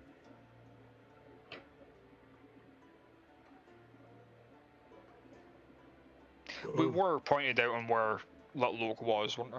No. He said Little Oak is probably at a place that he pointed at, and Sean noted that that area was not corrupted. But Yeah. his wording made it seem like it wasn't that simple. Oh, it could move. Where was it you pointed to? Then? North, past Loom Lurch. I wonder if Okay. Little Oak is Mr. Thicky Sticky Supreme over here.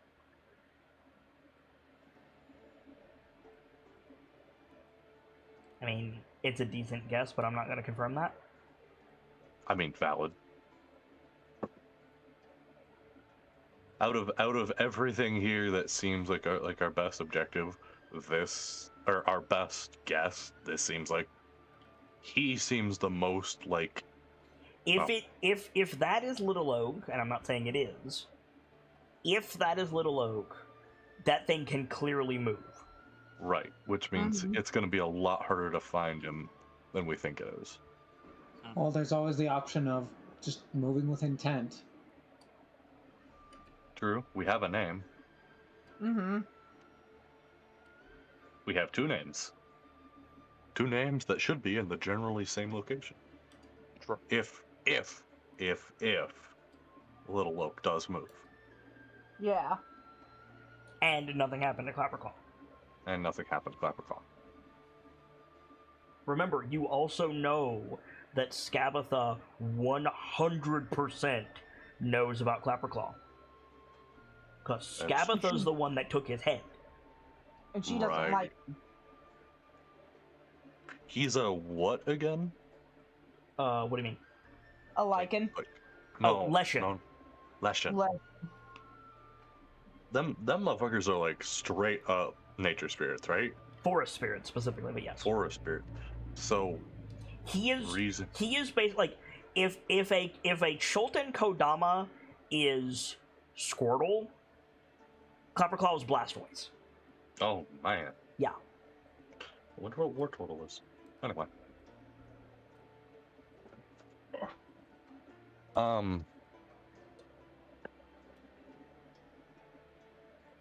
Guess the question is, we could move towards them with intent. We could try going for wherever that little goblin market is. It's near Loom Larch. Right. That's why I was circling this area. Yeah, that's Loom Larch. Yep. Because they said it was near. In fact, Loom I will give you that one because you have a confirmation of the name. Mhm. So I can just do that. Oh, nice.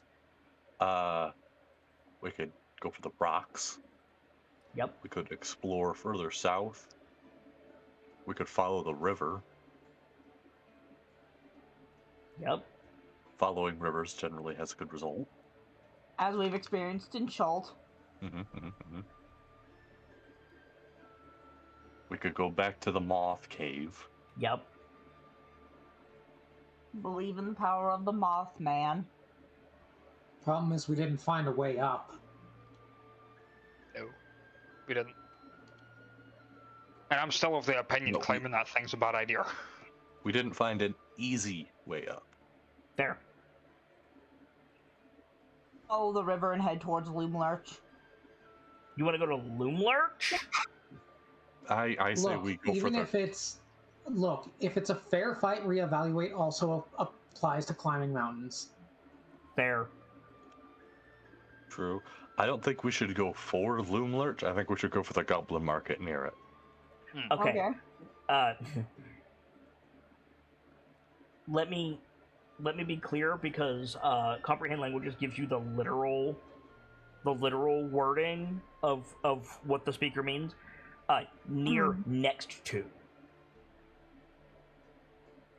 Near next to. Like the Goblin Market is next to Loom Lurch. Like the map will say Loom Lurch when you go to the Goblin Market. Gotcha. Okay. So, like, Loom Lurch would be the houses in the trees, the Goblin Market would be the ones on the ground. Correct. We should. That might be great and all, but we don't know how much quote unquote security there is in Loom Lurch. We just know that there is security in Loom Lurch. I mean, Sure. Point of order: Downfall was covered in slotty. Yes. But there was already a reason that they didn't come after us. We have nothing here currently. That's why I'm saying, do you really want to go to Loom Lurch right now? Then probably not. Little Oak, rocks, or explore. I say Little Oak. Just a point.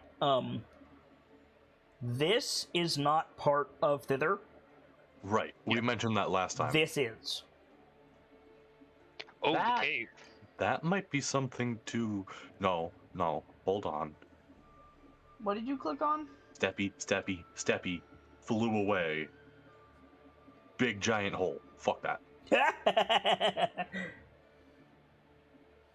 That might be me taking a leap of logic, but I'm. I mean, allow me to offer something, right? Mm-hmm. Some things on this map are relatively actual size, and some things are clearly exaggerated. There is Right. no way Little Oak is that big. Yeah. There's no way Loom Lurch is that small. Fair. Otherwise, we would. Okay, I'm sorry. I have to address this. Am I the only one that keeps looking at Loom Lurch and thinking that someone beheaded a Trent? Because like. Funny that you should say that. Look! It's a fucking hand. That's a fucking hand. I mean, my guy, you're missing the obvious. I mean, yeah, that's like chicken foot, but you know, that's a Anyway, hand, and that is not a natural break. anyway, Anyway, I'll be right back. I'm not saying that the dragon is not down here. I'm just saying not everything on the map is to scale. The scale of this map is real fucky. Yeah. You say that like we're not in the Feywild. You're right. So you could also keep trying to figure out how to get to the pool. Sure. I mean, the ideas we had have failed, so. Yes. No, the idea of if you have the intent to go there, you're not going to get there is a good shout. What The you question is, how do we... you guys need is an arcanist in the party, and you don't have one yet. An arc? What? A wizard, like somebody capable right, of figuring out wizard shit. Like Yeah. there's clearly magic at work here. You need somebody who can figure out wizard shit. You don't have one. Is Brick not like that? Do you very well might be, but you're not applying it, and you don't usually apply it, so I didn't even think about it. I That's try to up to draw Artificer. on the Artificer knowledge quite a bit. I did not hear you ask me anything about the magic of this area. I didn't, fair enough, but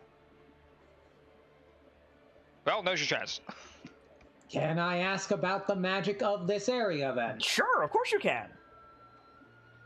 All right. The place to start would be detect magic. Do you have it? Yes. You want to Glad I'm cast it? prepared. Yes. Okay. Yeah, there is pretty potent abjuration magic basically in a bubble. I should say I would ritual cast it. That's fine. There's pretty potent abjuration magic in like a bubble in front of you guys on the path. Like you all would have passed into that bubble when you tried your various techniques of going forward. And then there's also illusion on the bubble itself. Because, of course there is. You can't see it. With detect magic on, I want to see what happens if I try to enter this bubble. Okay. Yeah, that's fine. You guys see Brick walk forward, and you see Brick come up behind Kyan, who's still behind Cyrodiil. Brick, what you see is you come up to the bubble stretches like you're putting pressure on a balloon, and then snaps, and you're back behind Kyan. Oh. There a check I can make? Arcana. Yeah.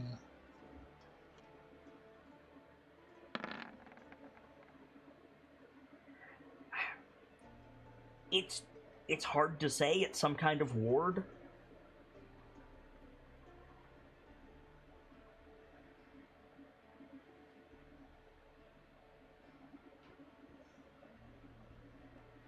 There's some sort of magic going on. I'm not sure what.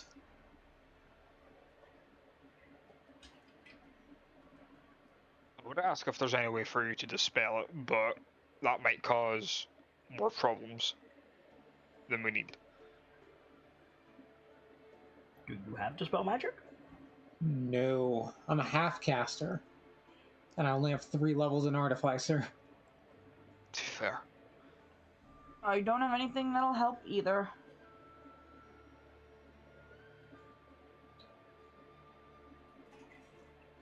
So then the answer is...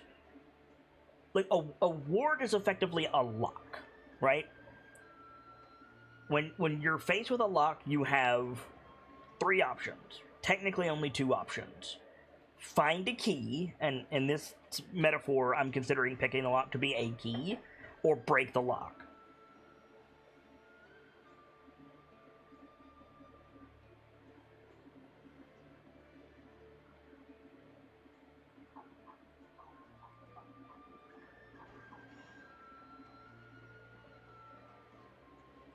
If I had to guess,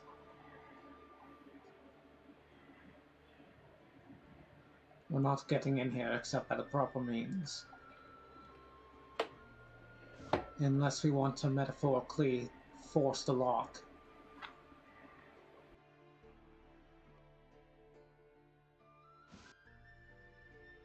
Like that. I'm not saying we do. But how would we go about forcing a lock like that?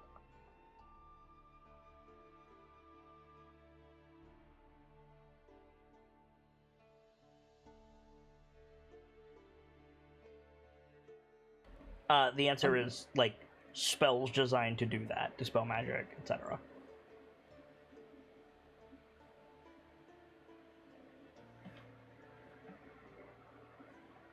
Hello? I mean, if we really we're wanted to here. get rid of it, we Sorry. could stick anti-magic on ourselves and then walk through it. I don't think we can do that. Do you have the means to do that, Mathar? That's why I said I don't think we can.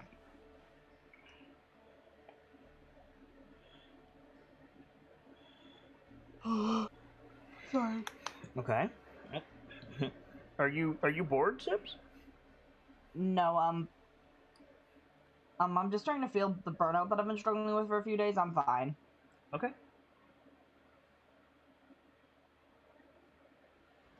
I'm trying to think of what to do.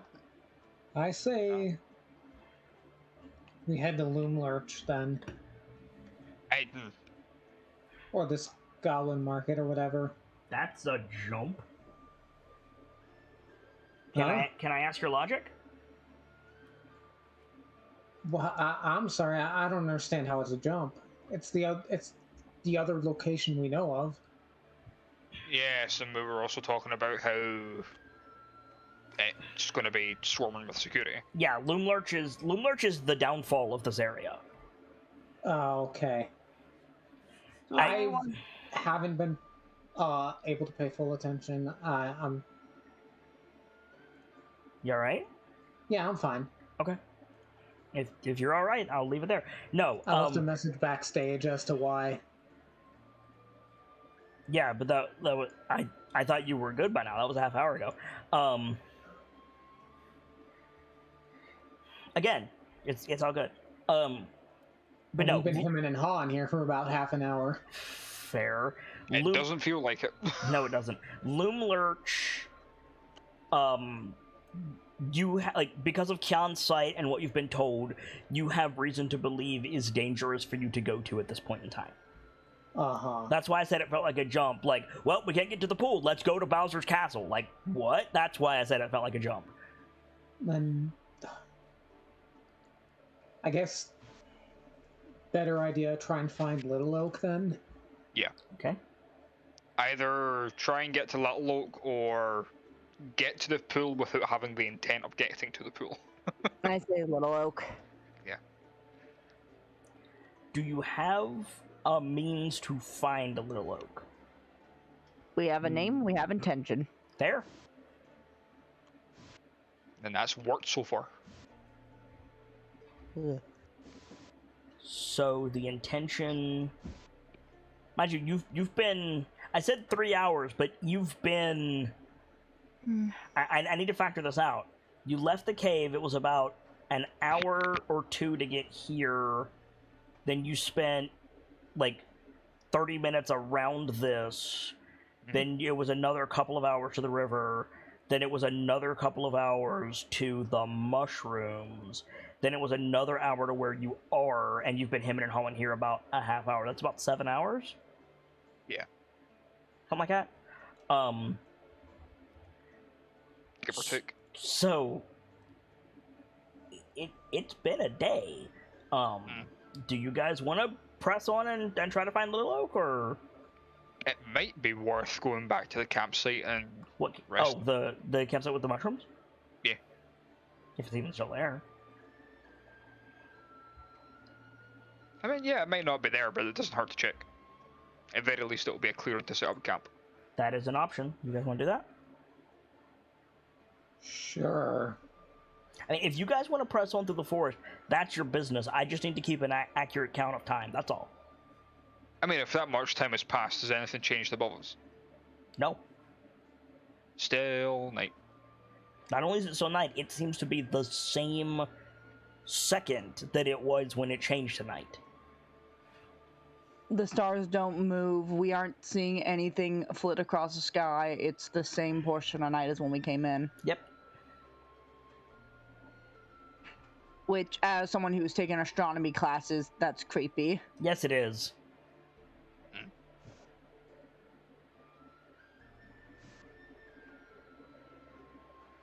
I'm personally all for going back to the mushroom campsite and then trying to make it through the woods to Little Oak the next day. Okay. Yeah. Mushroom campsite going once. Mushroom campsite going twice. I don't think Gamzu's back here to object. I don't think Gamzee's back here either, but if you're just camping, then he'll... Is that you, Gamzee? Oh, I didn't mute before I left. Yeah, that's me. Hi. Once again, the Jungle Beasts are indecisive on where they want to go. Right now, the present theory is go back to the mushroom campsite and decide what to do from there. Mushroom camp, mushroom camp, mushroom camp. Whatever does it mean? I say we just go find Little Oak. Easy. Do you have a means to find Little Oak? Not only that, it's been like 7-8 hours since we've been out the cave. I mean, true.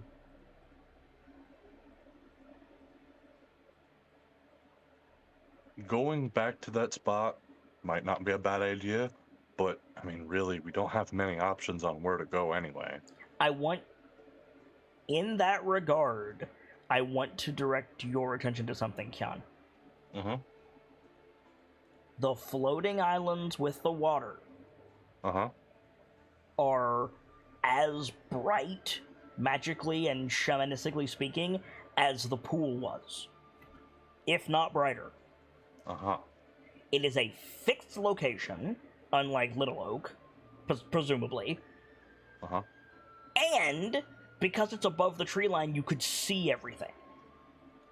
That's why I was suggesting it earlier. Like, you weren't pushing for it. You said it like once. I've said it every time I listed our options. But you're right, I didn't push. I should have. Yeah, no, when you put it like that, this rock's just sound enticing. I do not like pushing you guys toward a specific goal. It is your choice.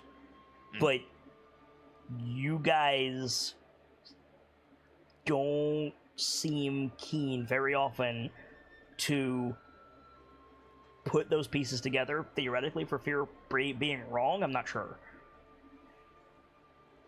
Putting the evidence together, I think the rocks or Little Oak are our best bet. I say we go for the rocks. It's also closer than where Clapperclaw pointed you to. So are you going straight to the rocks, or are you going back to the mushroom campsite? Let's double back to the campsite, and Okay. maybe if the person who owns that spot is amicable, we can vibe the fuck out and head that way, head towards the. It is no issue. You are not ensorcelled in any way following the path back to the campsite. However, what you see when you get back is the fire has burned low, the bubbling pot has been upturned, the skillet is off the fire, and laying on top of the bedroll is this gentleman with a bulging, distended belly. Oh, Scotland.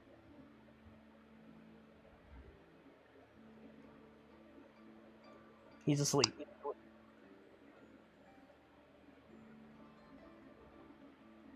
Well, this is out of character. Remind Well, me we of the aren't. reputation of goblins in the Forgotten Realms. Say that again, I'm sorry? Remind me of the reputation of goblins in the Forgotten Realms. On Toro? Yeah. They're pests. They're dangerous pests. Think of them akin to, like, poisonous snakes. Nobody likes having them around. They cause problems, and generally you need specialists to get rid of them. Uh-huh. But also, we've already met one goblin in the Feywild who was a pest, but not exactly dangerous. I mean, while you are correct,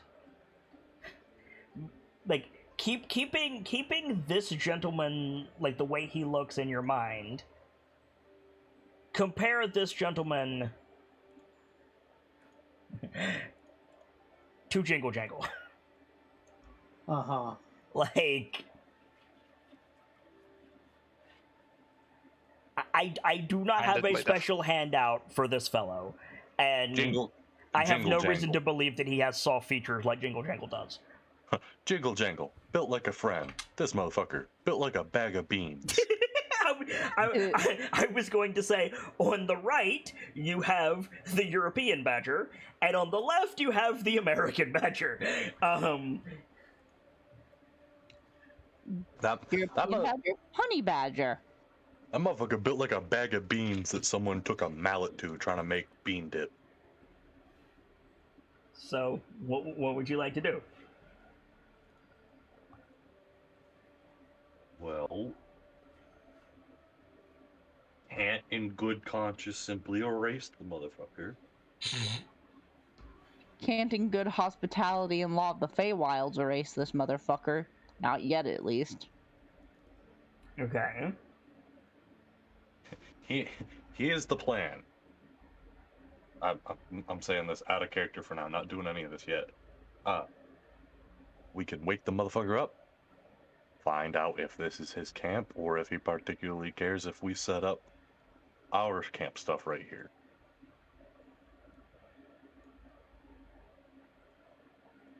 And then move based on the response given.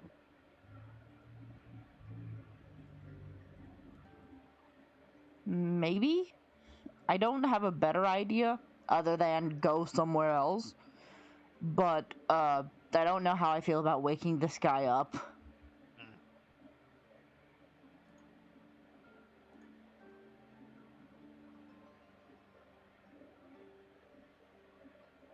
I'm of the mind of, this man is asleep, let's leave him be. If he's a problem later, we'll deal with it then.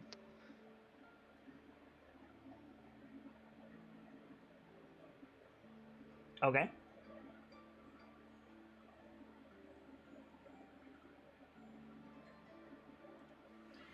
So, you're just gonna leave him lie? I guess. Okay. So are you leaving a camp here or not? Are you taking a camp here, excuse me? Well, I was kind of hoping that the guy would be awake, but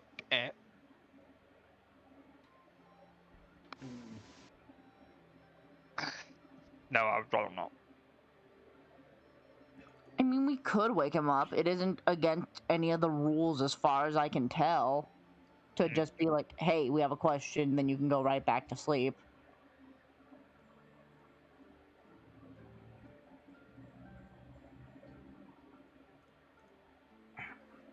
There's also one goblin.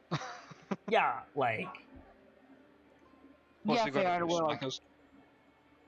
I mean, if it's his camp, don't we start falling under the rule of hospitality? Yes. Yep. And then if we use this space, we'll then also fall under needing to follow the rule of reciprocity, wouldn't we? Because we're using his territory. In theory. Or his. In theory, yes. I'd rather not owe a goblin a favor. I mean, you're also 6 heavily armed adventurers.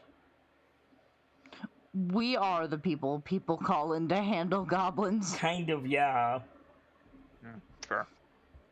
I say we just wake him up, apologize, hey, can we stay here for a bit? This dude has a belly like a lion after a kill. He ain't moving anywhere in a hurry.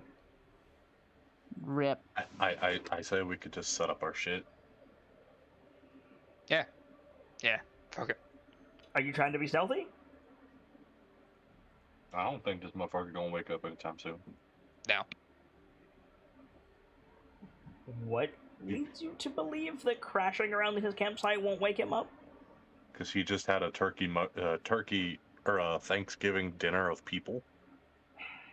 well, Fae beings, but, you know, Fae have rights. Usually. Wah! I mean, okay, if you guys want to just, I like, did- join into his campsite here, from what I'm hearing, you are not going to interact with the goblin at all, but you are going to start setting up your own campsite. No, if no one else does, the doctor will, like, walk over and kind of try to vocally wake him up at first. Don't wait for me to say things like that, because the last thing that was postulated by the players was, I say we just set up camp. Like, if that's not the case, you need to speak up. Sorry. But, like, the doctor is going to try and vocally wake him up, and Yeah, if he will wake up with, like, a snort and the popping of a snot bubble as soon as you say something. Like, fall off of his bench, land on his stomach, and groan. she'll kind of flinch a little. Like, sits up, looks around, realizes he's in the presence of 6 heavily armed adventurers, and he just goes, "Ah, shit!" We're not here to cause problems. No worries about that. Sorry to wake you. Not here to cause problems. We were wondering, is this your campsite? No. Blinks. Oh. Would you mind if we set up camp near here? Why? We've been traveling for... Snaps her fingers. Looks back at the others. How long have we been traveling for? About 7 or 8 hours, I'd give or take. It's hard to tell when the sky doesn't move. Like, looks over at Brick. Sky moves.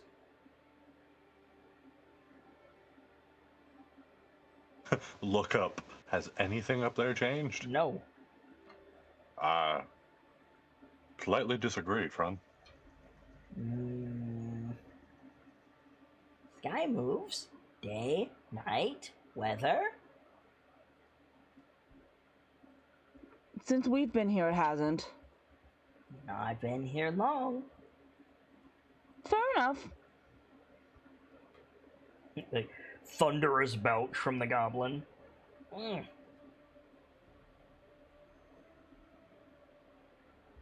Would the doctor have anything for, like, stomach problems on her person, probably? Do you have anything for eating literally your mass in mushrooms? No.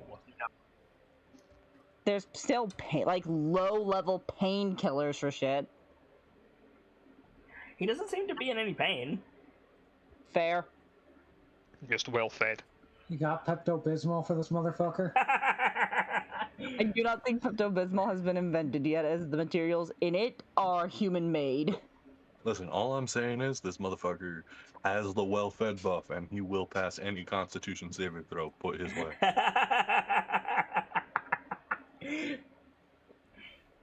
Unless it's to save for sleep. Fair. Hunters? Shakes head. No, I wouldn't say so. Oh, depends on your definition, if you ask me. But Like, gets up, his belly gurgles, he, like, rubs it with both hands. Sorry. No food to trade. I was gonna ask, did you eat those creatures that were going wah? Not creatures. Mushrooms. Okay, sure, but when we were here, they were going wah and dipping themselves in the butter. Mushrooms? Like, nods agreeing with you. Okay. Tangential question, do you know why they were doing that? Crow asked them to.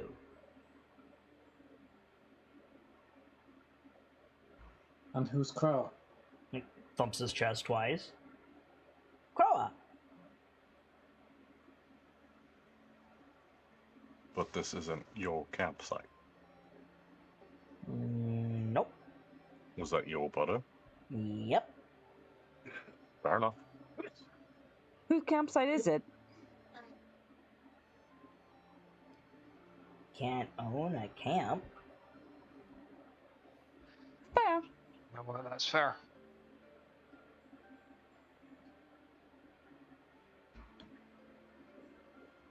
Well, it's That nice to meet you, Crow. is interesting to Like- know, actually. Like, you say nice to meet you, Crow, and he, like, looks at you, and he goes, Crowa! Crow, apologies. I'm Dr. Lorelei. Hard to say. I've been told. People tend to just call me Fish. Slow lick of goblin lips. Fish? She's not a fish. She is not a fish. Not People that just call kind. her fish. Hmm.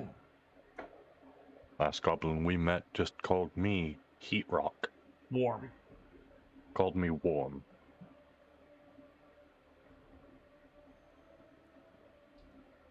Big.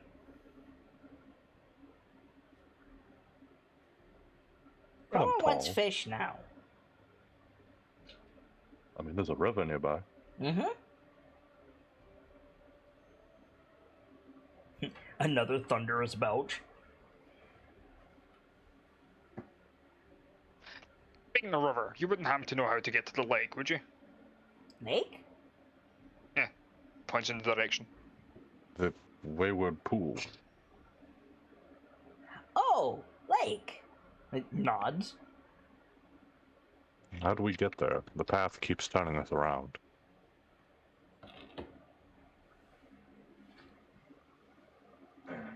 Smaller. Small words. How do we get there? We keep coming back to where we started. Stop turning around? Magic. Oh. Oh. Like, grabs his chin, rubs it with two fingers.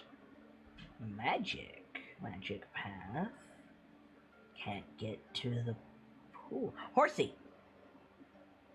Horsey? Mm-hmm. Do you think he means Clapperclaw? Oh. That or the centaur. Does the horsey have a upper half like he like pats Malar? Like this Malar! one. Malar! Mathar. Mathar. Hold on.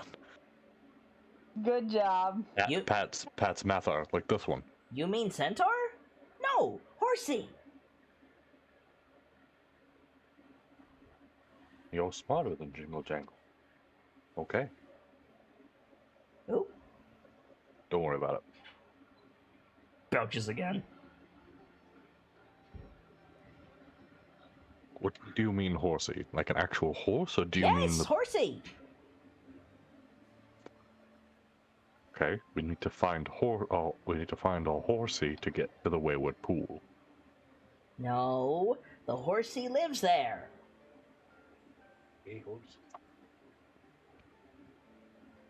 Oh! I'm trying to find the name in my notes. I have it in there. I'm just trying to find it.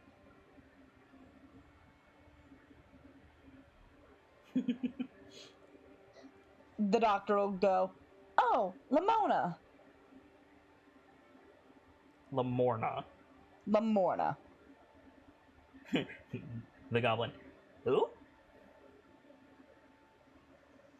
It's not morning, it's nighttime.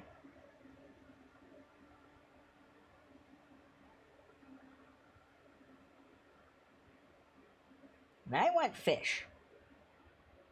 Get some. I might. I recommend it. Are you goblin hunters? No. No. Are you here for Croa? We're here in Thither for friendship. You want fish?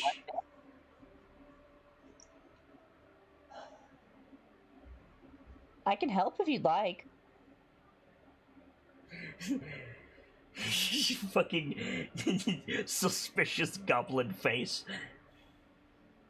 The doctor will clack the spear onto the ground and turn it into a fishing rod. Why do that? You can just use it as a fishing spear. Fishing rods are fun. When is that? Magic. A fishing pole. That's not how you fish. I thought you were a fish.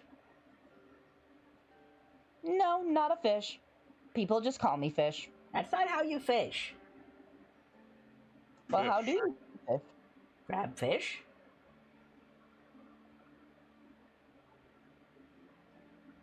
There. Is Croa getting fish for hunters or not? If you get the fish, we'll cook them to perfection. Cook fish? It makes them tastier. No. Have you tried it? Have you? Yes.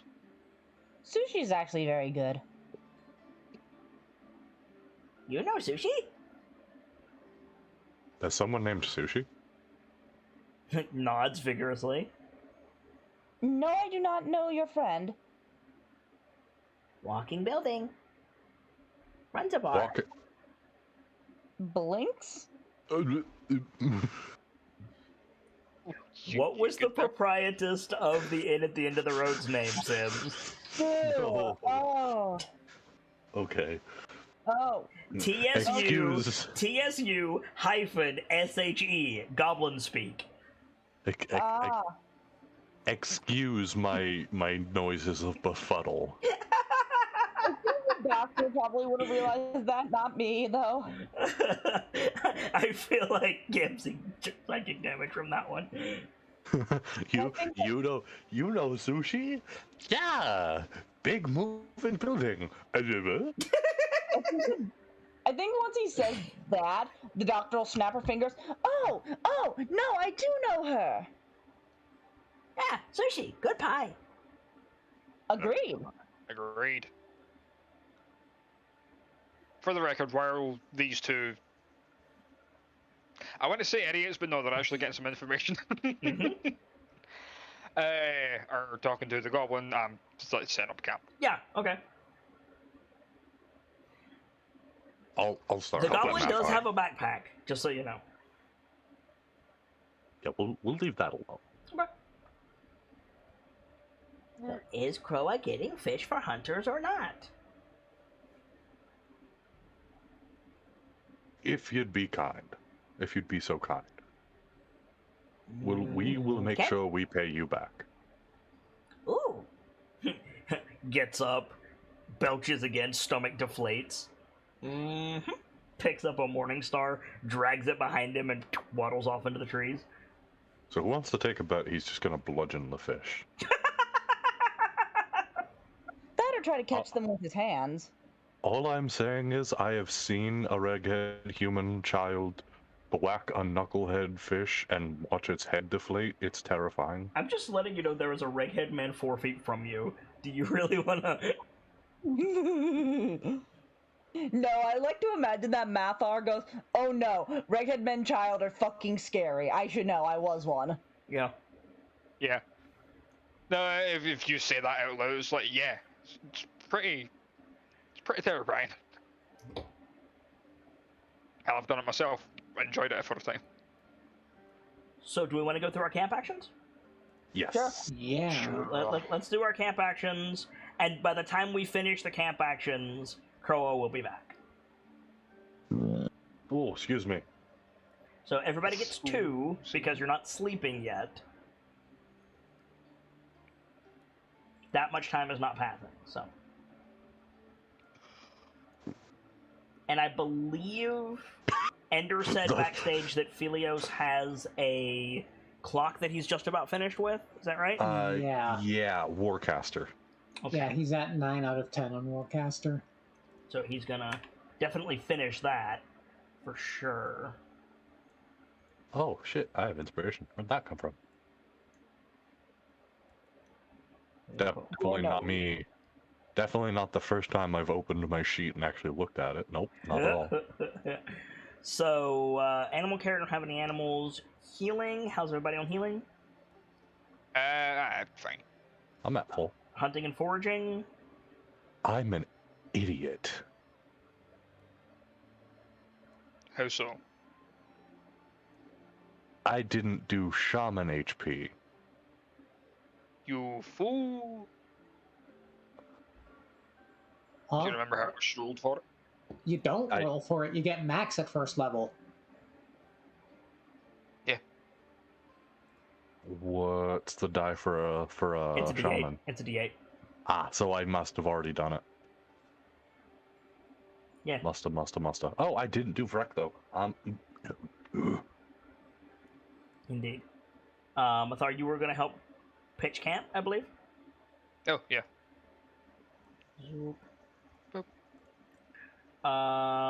Anybody going to be watching in the Feywild? What are you guys doing about your food situation? I mean, we've got rations. We've got a Well, lot food of rations. situation, I've got a lot of rations. Okay. So just, then the answer to the food situation is ration. That's what I was asking. Mhm. How are you guys on water, or did you fill up your skins at the river?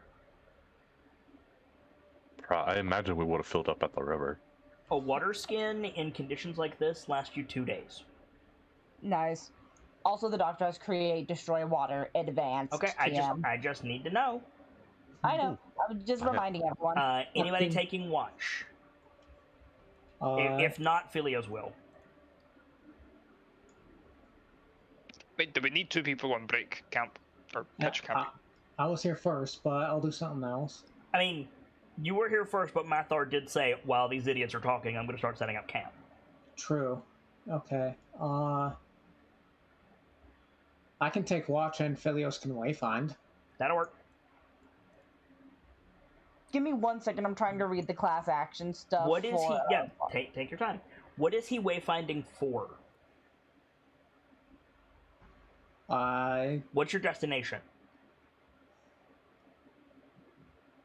I think it was Little Oak, wasn't it? And then we brought up the rocks. No, yeah. Oh, the Yeah. rocks, right? Yep, rocks. Okay. That Big does old not float that rock. does not sound like a consensus to me, Jungle Beasts. The rocks. I guess we're going to the rocks. Okay. Yeah. I will make a note. Kian, where's your other token going?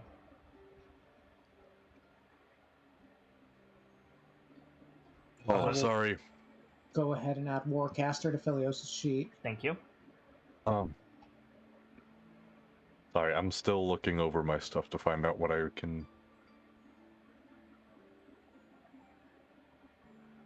I would also check Sarah Death, see if there's anything that you can do for that. Yup.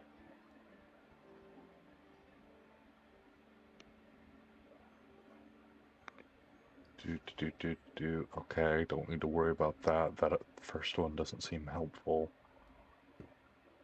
What are you looking at, my dude? Sorry, I was looking at the class action laws route. I don't have those for Shaman yet. I know, I was looking at Druid because I still have mostly Druid. Fair enough. But I can't see anything good, so I'm just gonna. Actually, okay. Question: can I work with Vrek to work towards a better understanding of this sense, or does that need to be more once I've dipped more into Shaman? You can. The problem is, like, if that is what you want to do, that is a perfectly acceptable action, and there is information that I will give you.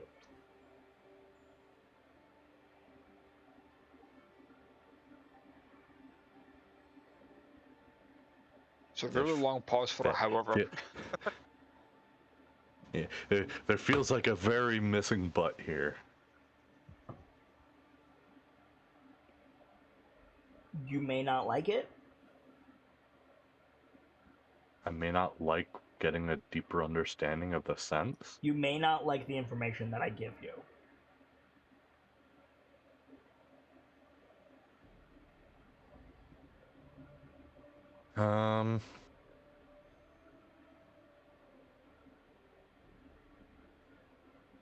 I think it absolutely makes sense for Kion to do that. I just don't think Gamzee will like the answer.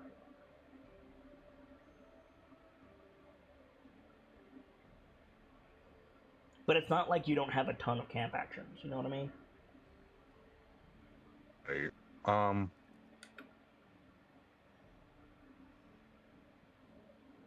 We're only getting 2 because we're not going to sleep yet, so Yep. I don't get all 3 of mine. So what Other. other? Okay. And now figuring out Seer Death. While you're doing that, I'm just going to get everybody else sorted. Okay. So, Mathar, you're making camp. This goes a little bit faster because there's already fire. Crow already has fire. If Seradeth wants to take watch, I might use my class action instead. I don't see a reason why Seradeth wouldn't take watch. So that's fine. What class action are you using? Practice makes perfect, the fighter one. Read it off for us.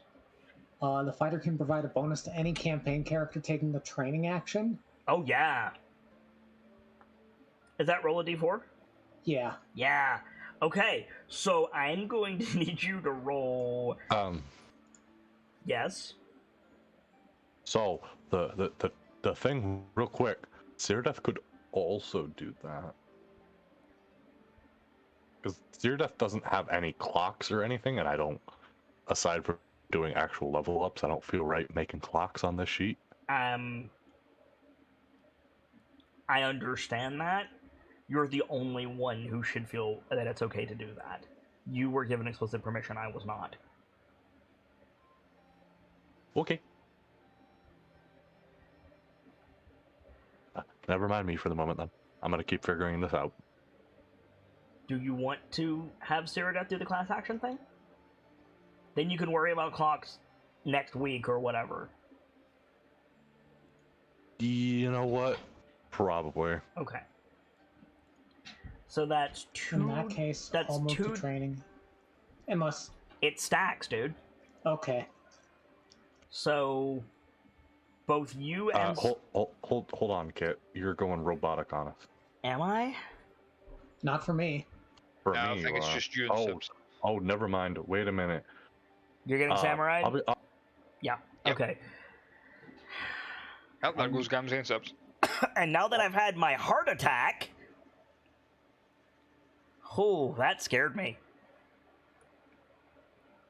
Hi, Sibs. Welcome back. If they are indeed back.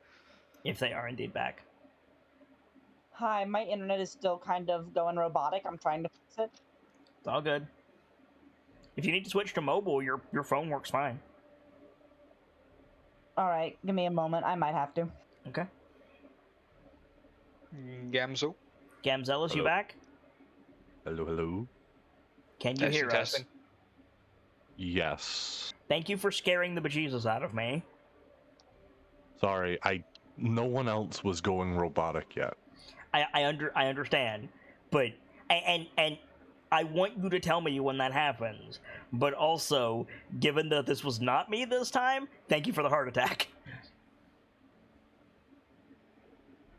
And immediately gone. Yeah. Damn it, internet problems. I mean, no disrespect to my players, but with the shit that I'm dealing with on an almost daily basis, better them than me. True. This is gonna be a long night. Mood, my guy. So, is the paladin thing the same thing as the fighter thing? Like, they both roll a d4 and add pips to training? That's awesome. So, that's 5d4, so 5 characters doing training. Well, okay, Philios doesn't need it, right? Philios is just putting the 1 point in Warcaster and then he's done. Let me see if he has any other clocks on. It won't matter. Yeah. He's taking the training for Warcaster. Like, you can't allocate multiple pips like that, unfortunately. Uh-huh. So that's 4d4 from Brick and 4d4 from Cyrabeth.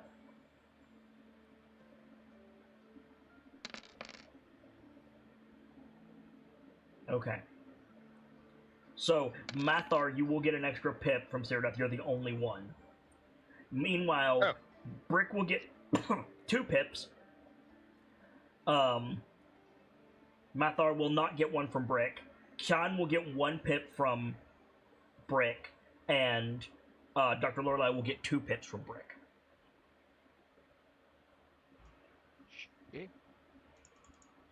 I love that Ceradeath rolled 3 1s there, because it makes absolute sense with how, like, monotone and, like, standoffish she is, right? Mhm. Like, Yeah. For sure. Meanwhile, And it's even the more hilarious the one that she doesn't like ends up getting some good out of it. right? I'm over here getting 3 pips in the sharpshooter. Yep, you're getting 3 pips. Dr. Lorelei is getting 4 pips total. And then Mathar and Sean are getting 2 pips total each. Good shit, man. So what do you guys training? Warcaster. Okay. Training sharpshooter, like I said. Okay, so sharpshooter for you. And Warcaster. Again, Sean, you're only getting 2 pips, not 3. I know. Okay. Not on mobile. I think my internet stabilized itself. Cool. You're getting 2 additional pips plus your 2 training pips. So you have 4 pips to put into whatever it is you're training. I'm training athlete, and that means I am done with my athlete clock. Hell yeah! Ooh. Mathar, what are you taking? I'm putting them into Brawny. Okay. So I need a survival check from Philios, a perception check from Ceradeath, please. I'm trying to find Make the. sure to mark his about- expertise. Sorry? I'm making sure to mark Philios' expertise because he didn't have it marked. Understood.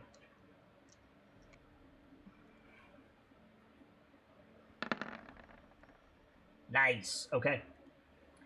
So, Hyun. You were working with Freck to try to make sense of the aura site. Yes.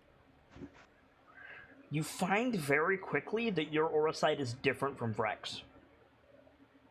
Okay. You're like, what does the green aura mean on, like, I'm just pulling out a random thing. What does the green aura mean on Philios? And Vrek is like, what do you mean his aura's white? Okay.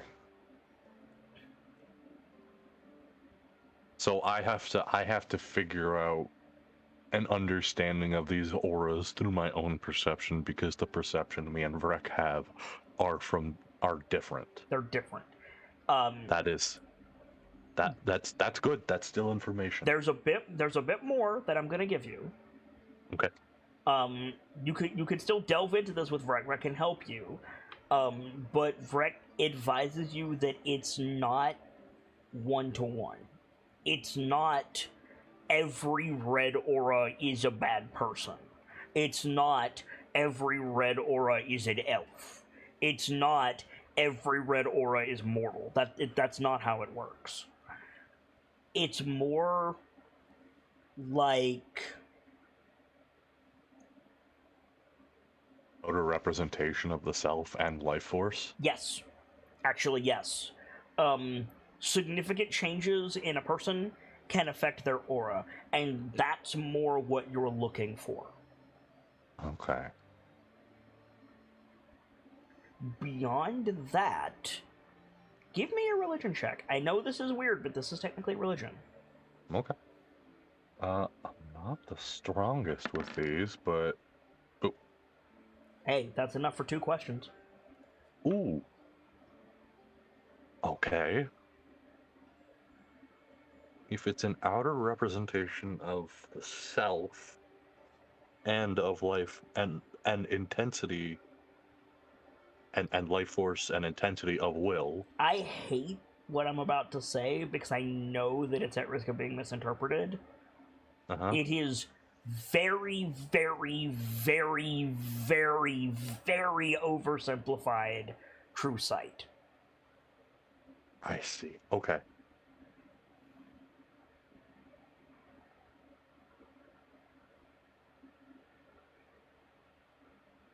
when Kion's done with his thing, I can't find our original modifications to the athlete feat. Did I change it? Yeah, you did in one way or another. For example, cop, when you are prone, standing up, you only uses 5 feet. That's just a house rule. I wasn't sure if you changed anything else. I couldn't remember. Let me. I thought you made it free with athlete. I'm going. Yeah, hold on. I'm gonna try. Thanks, Roll20.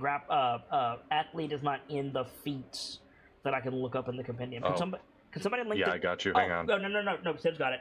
You have undergone intensive physical training to gain the following benefits: increase your strength or dexterity score by 1. You can ignore the part about maximum. I let you go as high as you want with those. When you are prone, standing up uses only 5 feet of movement, so that would be free. Getting up from prone is free. Climbing does not cost you extra movement. You have a climb speed, so that's not applicable. I'll give you 10 extra feet of climbing and swim speed. The doctor doesn't have a climb speed, does she? Do you not? I do not have a climb speed. Never mind. So then you would gain a climb speed equal to your movement speed. And then you can make a running long jump or running high jump after moving only 5 feet on foot rather than 10 feet. Yeah, as is. So getting up is free and you gain a climb speed. There you go. So, John. Right. That's so good. Boy, I'm having a hard time thinking of any good questions for this.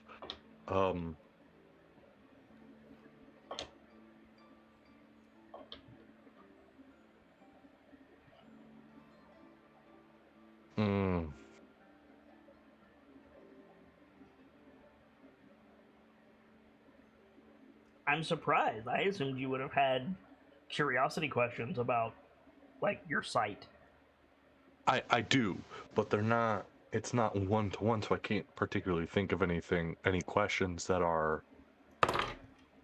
Everything's fine. I just dropped my fidget. I know these are like quote-unquote DM questions, but like things that make sense. If it was one-to-one, what would you have asked? Because I don't even know where your head is, my dude. For instance, like, are marks like Mathar's green splotch, is that always an indication, stuff like that, always an indication of a greater force or an additional force within that person? That is absolutely a question you can still ask. And the answer is sort of. For example, Dr. Lorelei's aura is not homogeneous because Dr. Lorelei is exploring her faith, she's exploring her abilities, she's exploring the way she navigates the world, and that is echoed in her, for want of a better phrase, her doctor aura and her monk aura mixing together. But that process is different from the stain on Mathar's aura. Okay. I'm wondering how Brick looks, honestly.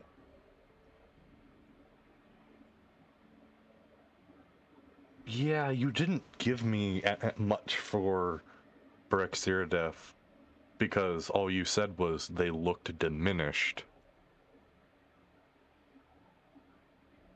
Did I? Yeah. Yeah. Because we were missing parts of ourselves. Oh, right. Yes. I took notes on everyone. Okay, no. That you gave me. Fair dues. Honestly, it slipped my mind about Brick, but you're right. It's a good point. Brick is... Have you ever seen one of those... I feel like this is a JoJo thing, but having never seen or read JoJo, I don't know. Oh, no! Better example. Okay. The Pokemon move Minimize. Are you familiar with it? Very vaguely. So the animation for the Pokemon move minimize is the Pokemon turns into the Poké Doll, and the Poké Doll like represents them reducing themselves and raising their evasion, right? But the shrinking animation into the Poké Doll is staggered, so you'll get like big Pikachu after image, medium-sized Pikachu after image, small Pikachu after image, Poké Doll. Right? Mm-hmm. Brick's aura is like that. There's an aura that is like overlaid his physical person and a little bit bigger that all of you have, and then he has a different humanoid shaped aura inside his body that is smaller and a different color, and he's the only one that has this. He's a Russian nesting doll. Yes. Interesting. Particular colors of note? I don't have. Are you still figuring that sort of thing out? It's not that I'm figuring that sort of thing out. It's that I don't have a system for that. Like. Oh, okay. Like categorizing the colors is not going to help you because I don't have a system for it. That's fair. I'm still gonna take notes on what I get from people. I mean, that's completely valid, because then you'll know if it's different. Yeah. And what's... I would say Brick's outer one is... like this color, the shade of red. And the inner color is like this shade of blue. Ooh, hold on, I can't see where you're pointing. Ah, okay. That's what I got. But you still have another question.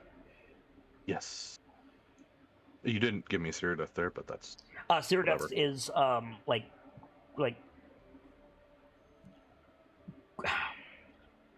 Raven black. I was gonna say fuchsia.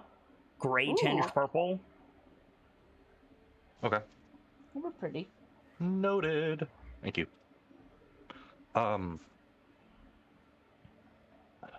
Another question. If you want it. In thinking about my questions in the same line as you prompted me for the last one. Mm-hmm. I said it as like the presence is, the brightness is like intensity, a force of will, and whatever. But is that accurate? I'm not gonna count that against you. Yes, it is. Okay. That is correct. Which is why Dr. Lorelei is so fucking bright. His vision goes on, and the doctor just flashbang. Like Dr. Lorelei is like literally the way that Kit describes her is not inaccurate. It almost makes me think of like a college student just out of home, which the doctor technically is. Let me offer some shamanic perspective, Kian. Mm-hmm. Let's say the water coming off of the floating islands in terms of aura sight is 20. Just bear with me. Right. Let's say that's 20. Mm-hmm. Let's say Cyrodiil, who is diminished and brooding and just everything that Cyrodiil is. Mm-hmm. Let's say that's 4. Okay. Right? Vrek would be at like 16, 15, 16, because he's an elemental. Dr. Lorelei is at 14. Oh, man. Yeah. So among the various factors that bring that up, the doctor is intense. Yes. And again, that doesn't count against you. Okay. So if there's no system, splotches can matter. Looking for changes in the aura is what's important. Right. No, I think that's good. Okay.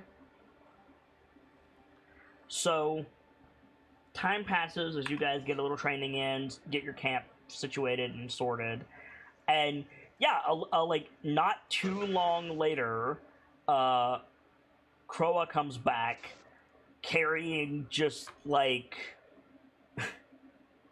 the Disney fish, right? Just that formless blue, vaguely snapper looking fish. Just over his shoulder, it's like bigger than he is. He's just dragging it back to camp. It's impressive. He comes back, flops it over into the skillet. It's way bigger than the skillet. Drags the skillet towards the fire.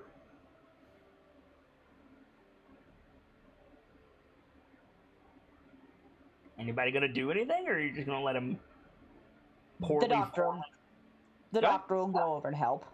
Sorry, there was a noise that I was trying to find the source Help of. how? Are you gonna cook? The doctor's not. I don't know what the doctor would be very good at cooking, but I'm more thinking like you. When it comes to cooking fish in the wild, you'd still like descale them, right? Mm-hmm. The And gut doctor has, them, remove the gills. Yeah, exactly. The doctor has like very precise cutting tools. She could try to do it. You can also make sashimi. Exactly. Oh, I could also make a cook's tools, though I'm not proficient in them. I have jacks of all trade. Wait, I don't. Sorry, my thoughts are running with me. That applies. Mm-hmm. So yeah, I think the doctor will summon like. I have a feeling it looks like a box of knives she saw with the tabaxi. So you're going to make sashimi. Yes, or at least try. Yeah. Okay. Make a cook's tools check. Add half your proficiency bonus with your wisdom. There is actually a thing for this within the tool. If you open it up when you're like putting it in, you click the little cog. You click proficient. There's a little box that says Jack of all trade. Okay. And then make that with your wisdom.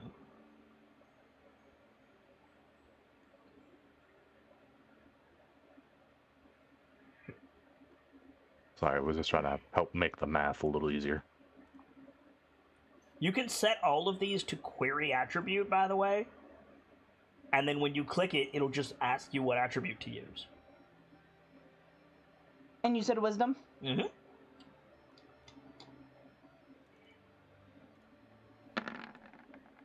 Why is my proficiency modifier on that? I thought I added it. Damn it. Because it's only adding half your... Wait. Hold on. Give me a second.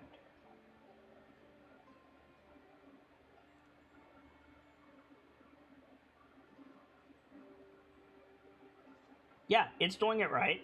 Your proficiency bonus is 3, half to 1. You don't have a wisdom modifier. Why don't you have a wisdom modifier?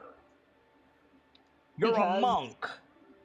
I wasn't originally going to be a monk. Okay.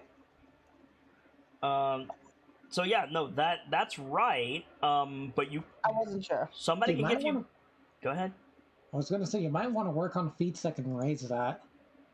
I'm thinking about it next now that athlete's done.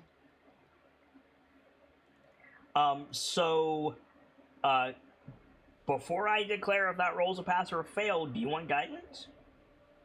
Yes, please. Okay. So, describe for us what Dr. Lorelai's Riverside Sashimi looks like. How did the roll go first? Because then I know. You think you did well. It's probably not the most graceful thing. The doctor is used to cutting up much thicker, much more sinewy meats, aka muscle that got torn off in some stupid accident. Okay. So it's probably like really cleanly cut, but like a little thick to be comfortable, like to chew on with the rice. Which whoa, where are you getting rice? I know. I realized what I said. I'm sorry. But no, I did not... Okay, I misspoke. I did not mean the finished product. I meant, describe for us Dr. Lorelai butchering this fish. then yeah, the doctor is treating it like kind of like a surgical operation, but with tools that are woefully underprepared for a surgical operation. Like it works, but like it's kind of very much someone trying to apply medical science to dead fish. Interesting. Not what I would have gone for, because you have had sashimi before. You've seen it prepared. Yeah, but the doctor isn't a cook. The doctor is used to working with much more precise tools, and Okay. I kind of think it's funny, honestly. Fair enough. So yeah, all of you don't have to mark off a ration tonight. You can have sashimi if you want it. And Mathar's not gonna turn his nose up at it. I mean, it is raw fish, but And? fair. Fair. Yeah, fuck it, why not? So yeah, Rick has advantage on con saves against poison. you don't have to worry about that. It Dr. Lorelei got a 16 on a DC 10 roll, so Nice. so yeah, you guys have some sashimi. Croa is skeptical, would be the best word. That being said, once everybody gets their fillets, Croa is happy to just gnaw on the fish head. So, sorry. I said fair enough. Yeah. You guys can get the benefit of a long rest. I know some of you have camp actions that you can do. Unless there's anything you want to discuss before we cut to that bit of information, including with Croa.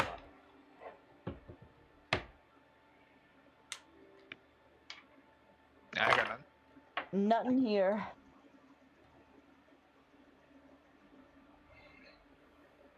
John, Brick? No. Not that I can think of off the top of my head. All right. Aside from Philios, who is getting another camp action? Just Me. Khan? What are you putting that in, Khan? I'm gonna just put it into Warcaster. Okay. Take an extra pip from Philios. So you guys can get the benefit of a long rest. I need to roll for the weather.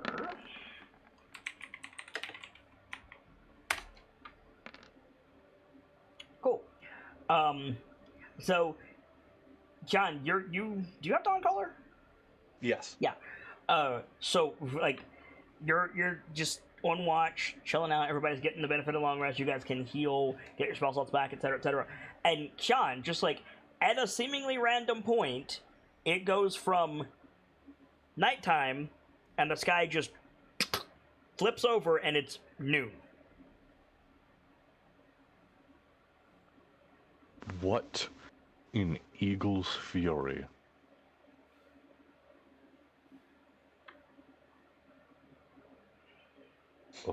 Okay. Wreck, what the fuck? Yeah, right. So has the shadow over thither changed? the like your shaman aura. Yeah. No. Well, that's odd. So the rest of you wake up from your long rest, and it's far, far later than you would hope to have been gotten up at. It appears to be high noon. The doctor and Brick, both knowing the different types of hell to pay they'd get for sleeping in. The doctor Morning. gets up and is like so confused. Like she's clearly a little panicked, but it just comes out of the tent looking around like, what? Morning, everyone. Are you sure it's morning? This morning. That's what I was thinking. Okay, listen. Remember that whole thing the sky did when we first entered the forest? Yes? Yeah, it did it again. Now it's night, or now it's day. It just click, now it's noon. That warning about the workshop is a lot more ominous now.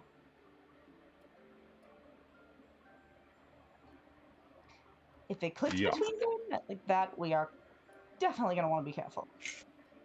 Croa is sniffing incredulously at the tent. What are you doing, Croa?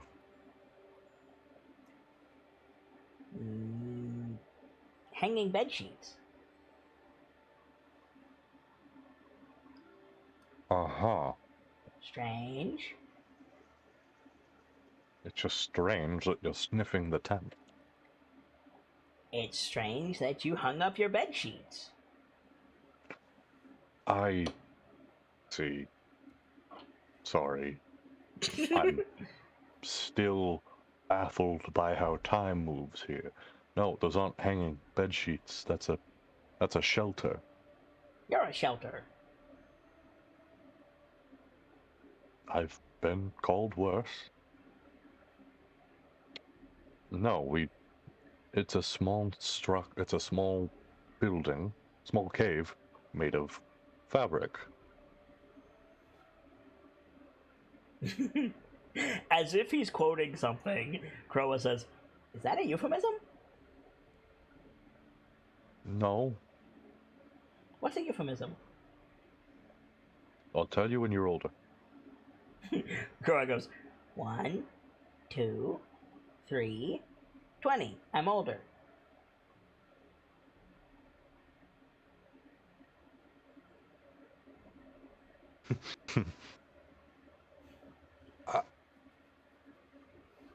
A euphemism is...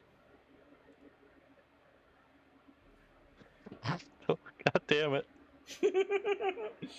I see I've come into something interesting. A euphemism is something you can eat. Looks back at the tent. Looks back No, we at can't you. eat the tent. Like I said, that's not a euphemism.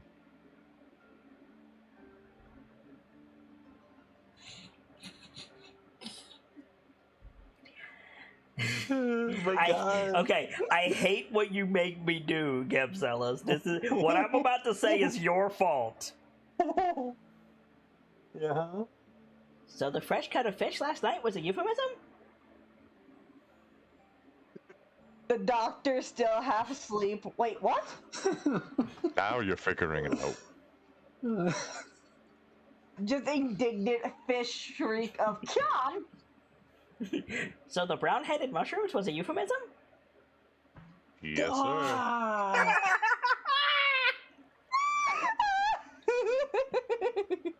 This is Yeah. Gebzelis' fault. See, I knew you were clever.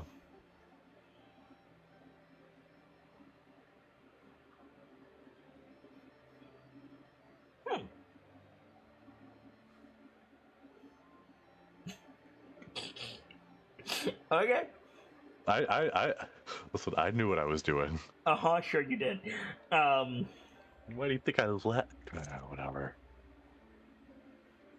So what's the play? Do you need anything from Croa?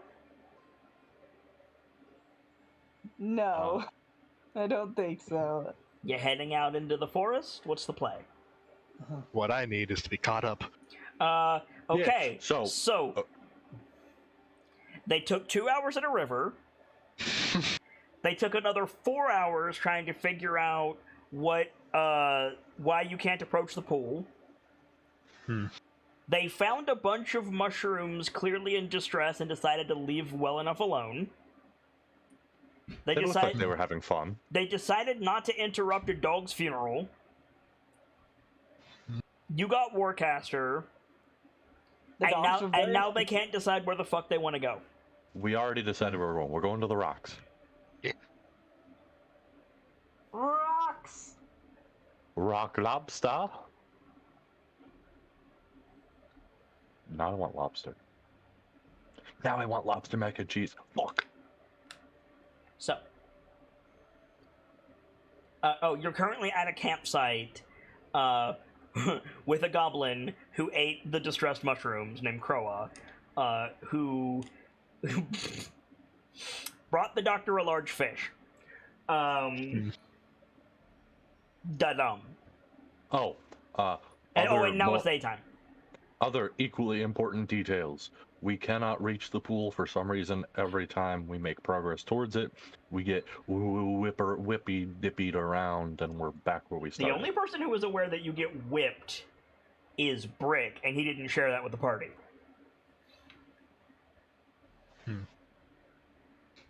What? What? What? What was confusing about what I said? I don't even get that. Anyway. Gamzella said if you try to approach the pool, you get whipped backwards behind where you were. The only person who knows you get bounced backwards is Brick, because he had Detect Magic on. And he didn't share that with the party. I would have. But you didn't say it, my guy. Wait. How is he the only one that knows that? We looped several times. That is not what you said. Yes, everyone knows you looped. The only person who knows you're shunted backwards physically is Brick. Confused because that's not what you said, my dude. I know it's not what I said, but I'm confused by the difference.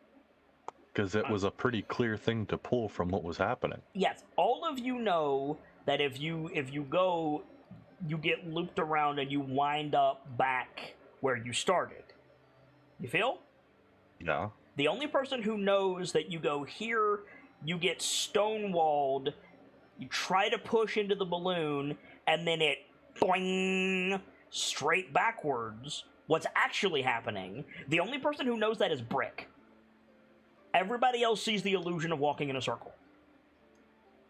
See, that's the part we weren't told. I did tell you that! We weren't... I don't remember mention that we were actively seeing us going in a circle. The person moving does not see them going in a circle. But the people standing still saw the person come up behind them. Brick saw himself get shunted backwards past everyone invisibly and then come up on them again. I might have not have fully gotten that then. Now you do.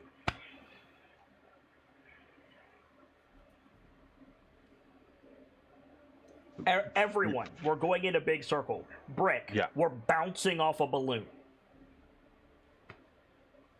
Anyway. Yeah. There's that. So we can't make it to the pool right now, or at least we don't know how. We're avoiding Loom Lurch, because they have scarecrows, and inside those scarecrows. The party saw this lady. Yeah. Right, Miss Nightshade.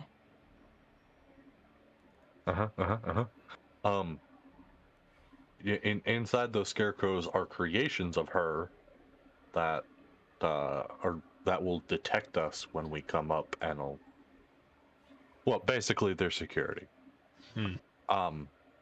There's the castle over here, as you can see my gorgeous diagram.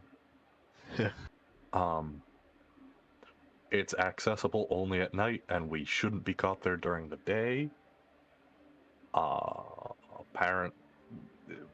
We're theorizing that this up here, that this is Little Oak. We have no confirmation yet. Which also I have said definitively, if that is Little Oak, there's no way that's to scale. Right. This was mentioned last week. It's good to mention it again in case you don't remember. This is not part of Thither. This is.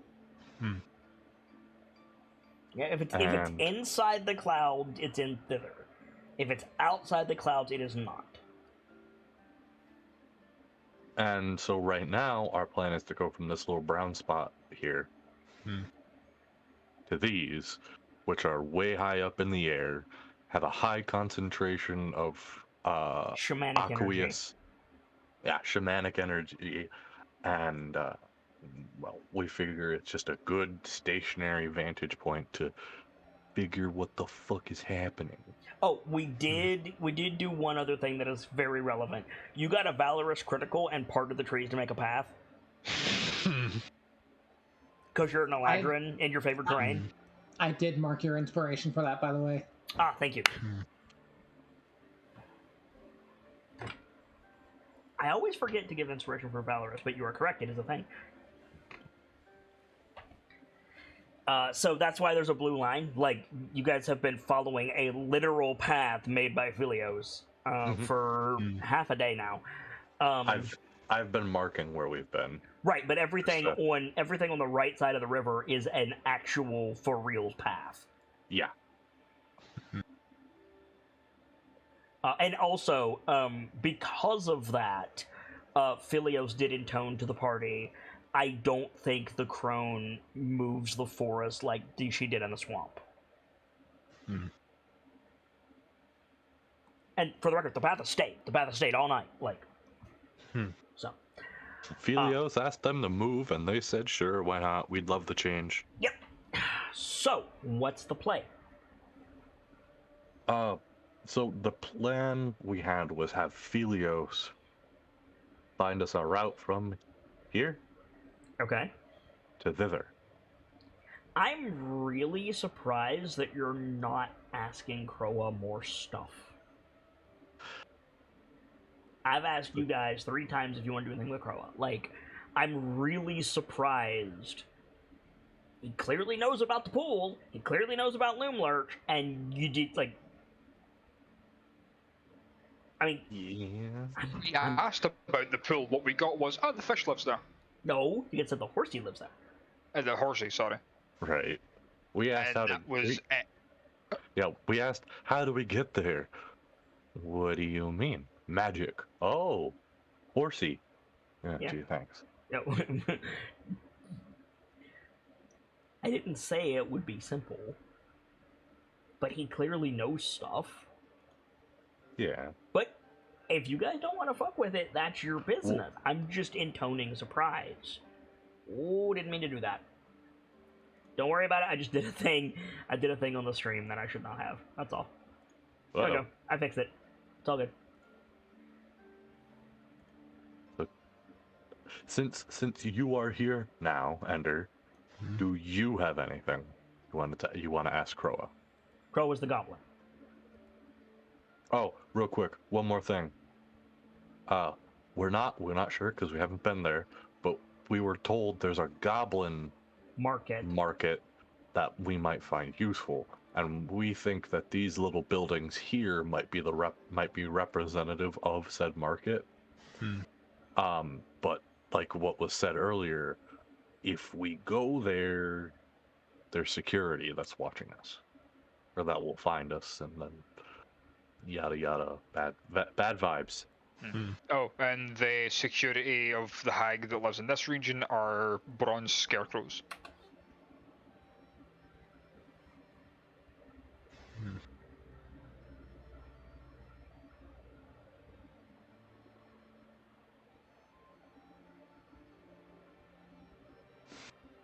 So what's the play?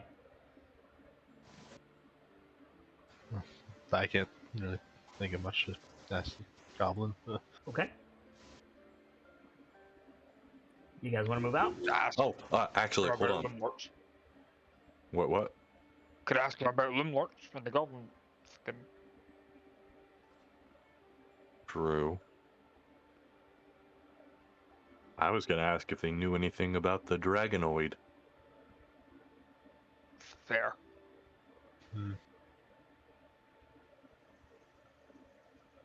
So probably while all stuff's being gathered to packed up. By the way, Croa. Croa's like gnawing on the fish head again. Looks up. Do you know anything about a dragon-like creature here and thither? Which one? There are multiple? That's not the answer we want. Oh! Yeah, the doctor just, fins go down. On the other side of the river, we found big, very large tracks. We're just curious what you knew. Tracks are left by creatures. I meant about the dragon, friend. Do they live in different parts of Thither? Like, They do don't they live claim? in Thither. Well, some do. Also, what's Thither? Oh, this place. Prismere. This portion of Prismere, these forests, these rivers, these mountains. This is Thither. Everything within the mist here. Why? Because... Well, the why is a great question. But it's separate from where we came from, and it's separate from where we're going. Prismere. It's separate from the other portions of Prismere. So? So it's been given its own name to distinguish it. Queen didn't give it a name. Oh. I see what's happening here. Looks at you, follows your gaze. What? It's nothing, friend. Can you tell me about the dragons that do live here, in this part of Prismere? Not much. Don't know their names. Except for Big Stinky. I didn't even take a bite of my chip yet, and I'm dying.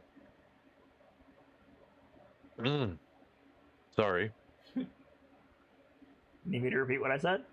Yes, please. He said, not much. I don't know their names except for Big Stinky. Anything you've got would be... I'm sorry, Big Stinky. Mm-hmm. You are... Outlander, outsider, not here. Yes. Where are you from? Somewhere else. Like nodding sagely. Do you have... Helper Beastie? You know, on a chain. Not on a chain. No. But I know of people that have helper creatures. Big Stinky is the Queen's Helper Beastie. Why do you call him Big Stinky? As if the answer is not obvious. Is it not? Well, do you call him Big Stinky because he stinks, or because he's mean? He's big and stinky and makes big stinkies.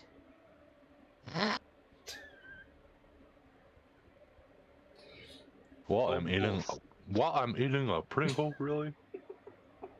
Not sponsored by Pringle? Not sponsored by Big Stinkies either. A sponsorship from one of those two is welcome. Yeah, Pringles, get the fuck out of here. God damn it. All I'm saying is Big Stinkies is a great name for a laxative brand. Big Stinkies is a great name for a cookie company, my guy. Listen, I would buy some Big Stinkies peanut butter cookies. I'm just saying.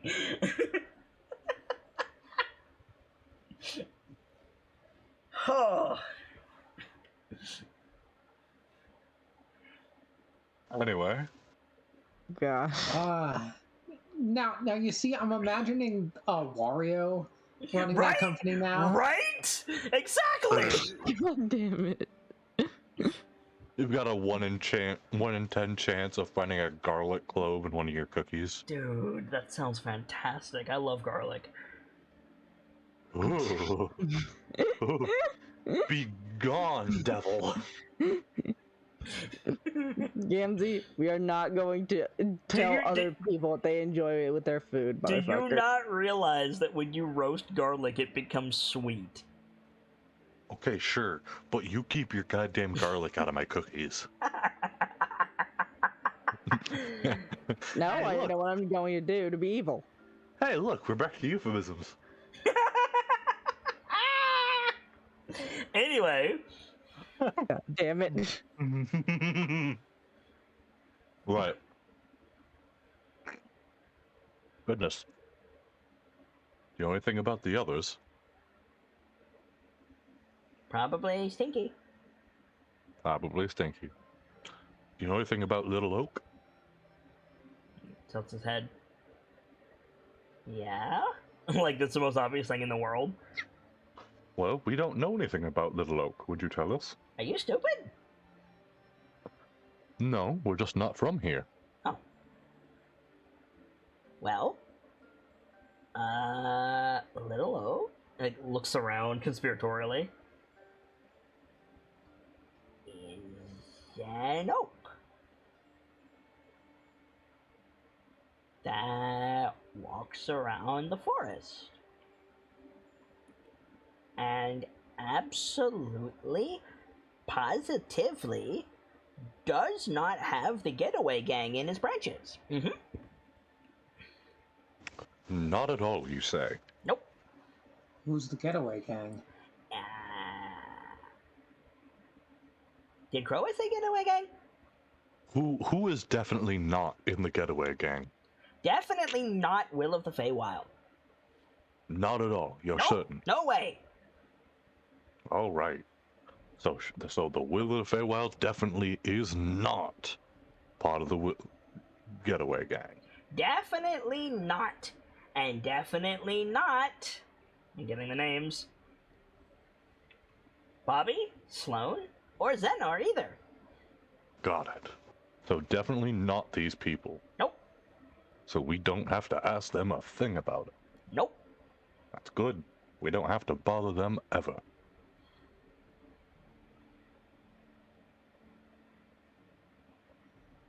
I'm glad we understand each other. The doctor is Absolutely. kind of Nod giggling sagely. behind her hat. I think John just joins him in the nod. Just yeah. Which means you definitely don't need to watch out for Star. The doctor's eyes perk up immediately. Star, you say? No? Star, you don't say. Croa definitely did not say anything about Star. So, if you were going to warn someone about this, what would you definitely not tell them? Croa would definitely not tell them that Star is definitely not near Little Oak. Mm-hmm. Star, we're definitely not an ally to the getaway gang? Definitely not allied with the getaway gang that does not exist in Little Oak. Right. Does not exist at all. Nothing to do with Little Oak.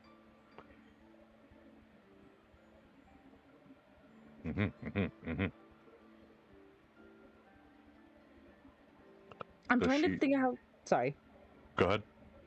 I'm trying to think of how the doctor would ask if Star is mentioned is a displacer beast. That's what they're called, right? Displacer beasts. Yep.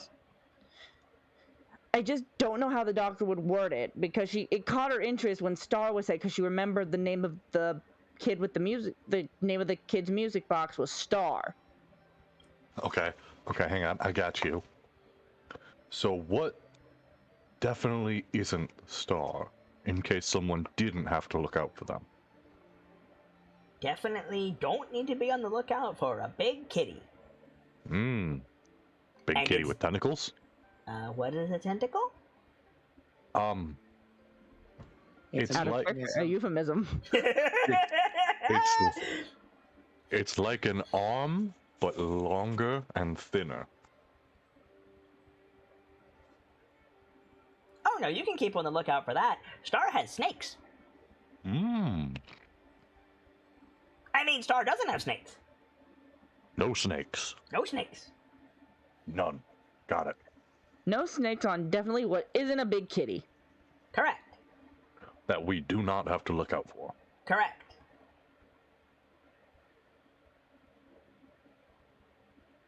This is such a fucking weird conversation. Imagine if this was the first episode of Crown someone came in on. Look, That'd be so good. Oh my god. You guys are past 50 episodes. I owe you guys emotes, but also fuck.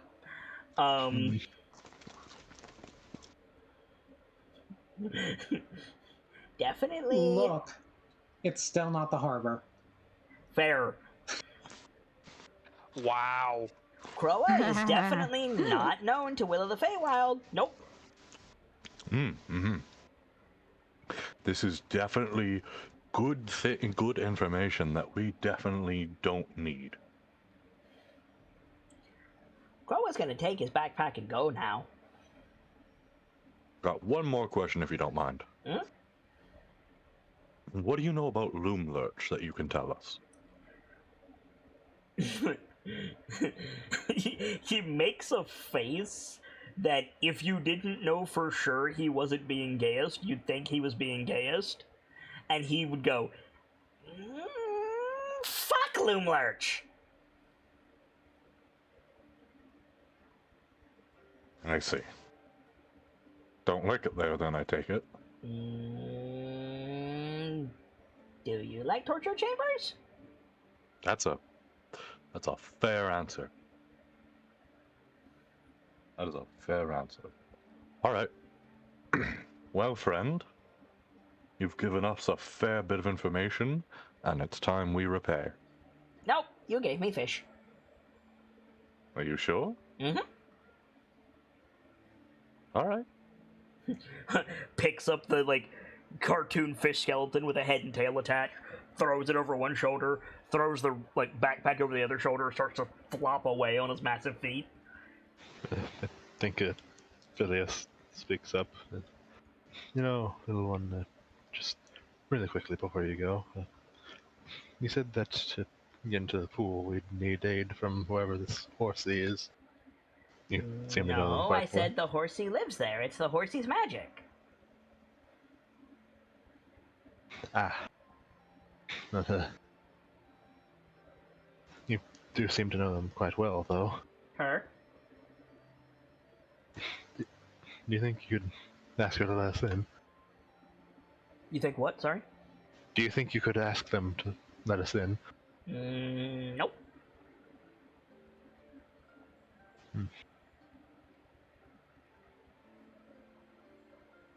Crow, I can't go there either. Ah. Horsey wants privacy. Privacy? Privacy? Is that a euphemism? It is not.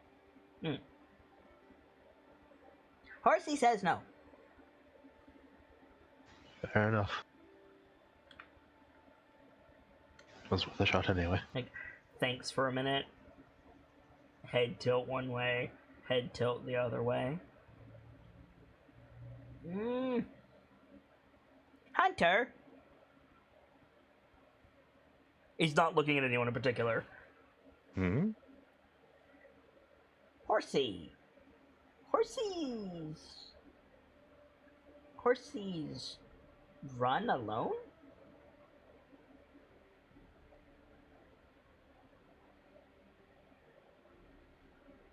That's a question.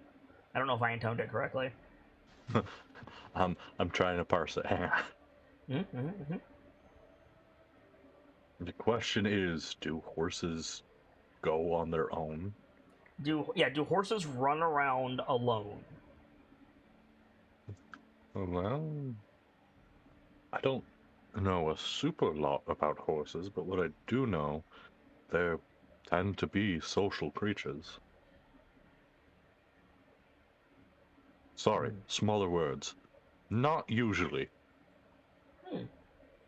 Maybe if Hunter was a horsey, you could get close. Shrugs.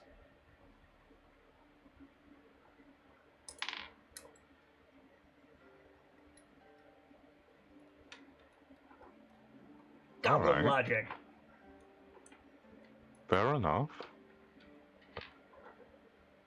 Yeah, and he'll leave if you don't have anything else. No. Yep. Flap, flap. I forgot my usual and most obvious approach to these types of things. Go ahead.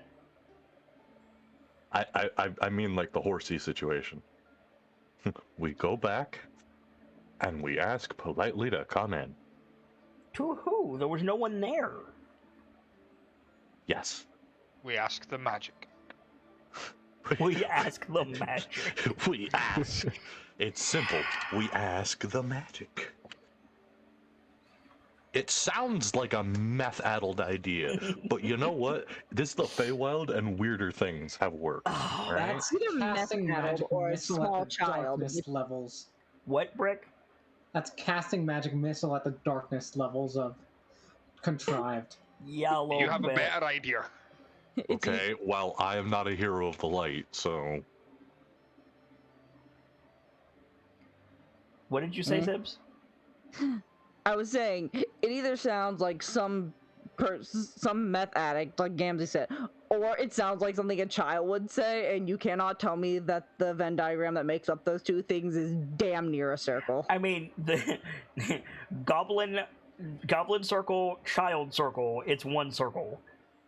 Exactly.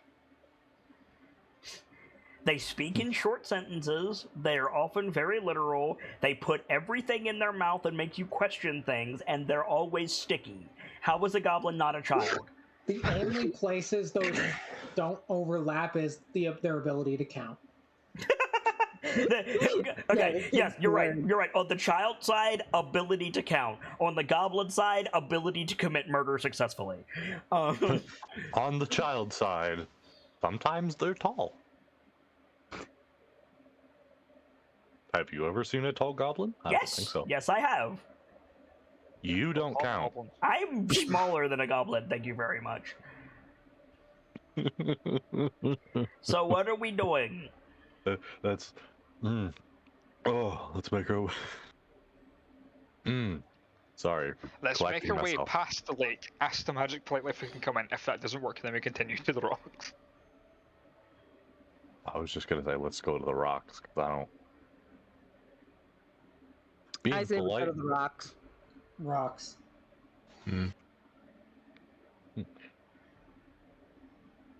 Okay. Granite, this is a pretty good idea. Smack.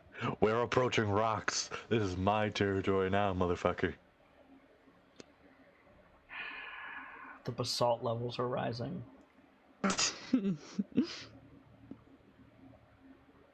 I don't know. I thought that poem was pretty igneous. God damn it. Oh.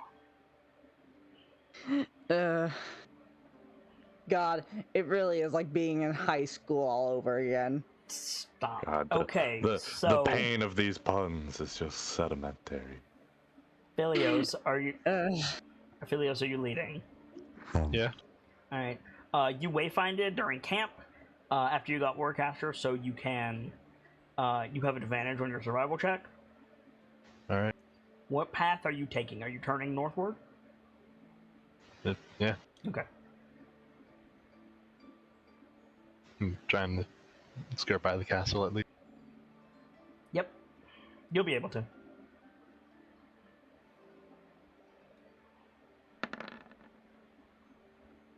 Okay.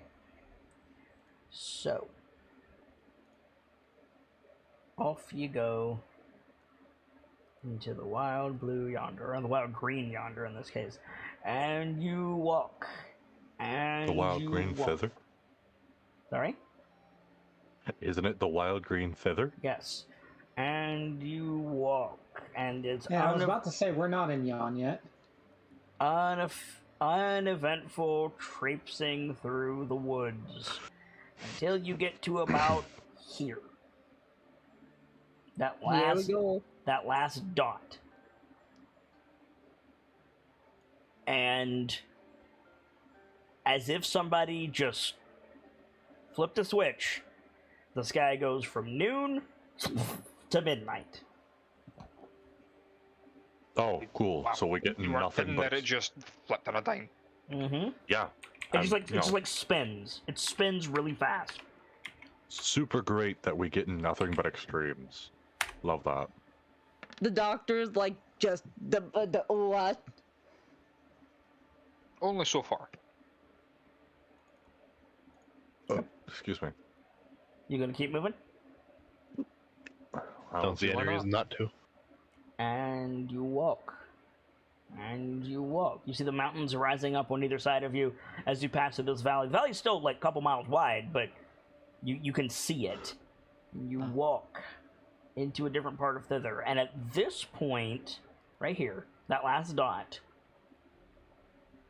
I need to know how you're what is your vector of approaching these rocks, Kian? That's a great question. What do you mean, vector? How do you intend to get to them? Like, are you aiming? Direction and magnitude. Are you going like to go into the forest under them and then find a way to go up? Are you going to try to go to the mountains and go across? Are you going to just like jump from where you're standing right here? Like from this point, where does the party go? Okay. So, my initial thought was... Oh god, my eyes. Hold on. Sorry, was losing focus. No worries. Was we head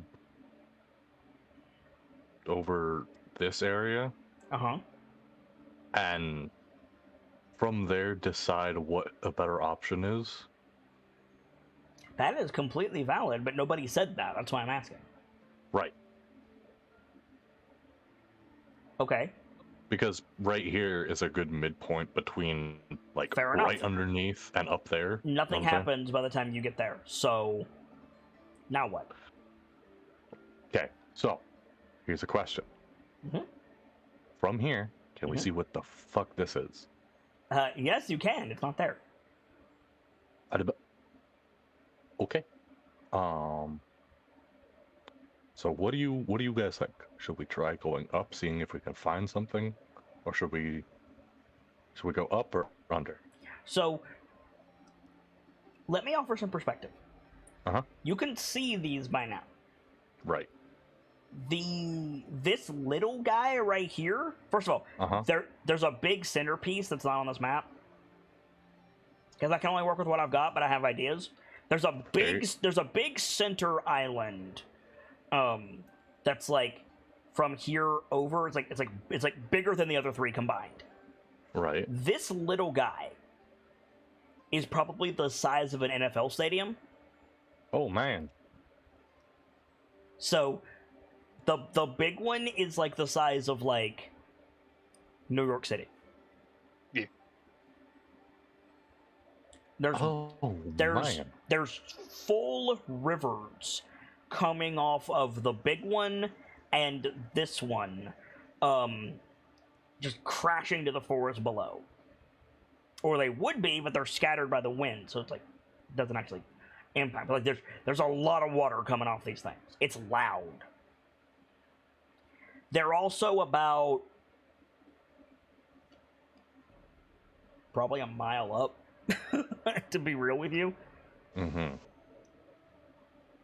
Because again, these are full-size primordial trees. And this is all the way up here. Right? Right. Like, that is high, my dude. Mm-hmm. Mm-hmm. You can also see on the New York island, you can see giant standing stones that are a different color than the rock that they're made of. Okay. It's also the only one with grass on it. And most of the water is coming from that one. So yeah, what's the play? You are here. Badoom. So, with that information, what do you guys think? Because I honestly think, well, you know, I think the better option is going up because I don't realistically see there being a way down here to get up there. Yeah, start trying to climb a bit. Alright. It's not an issue, but it's slow going.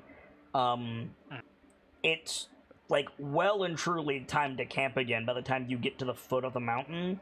Do you want to do this now, or do you want to camp first? I say we camp first. That we're full energy to make our way up the mountain. Yeah, I agree. agreed. Okay. So, really quick, you guys get a full camp. Fair's fair. So let's bust this out, shall we?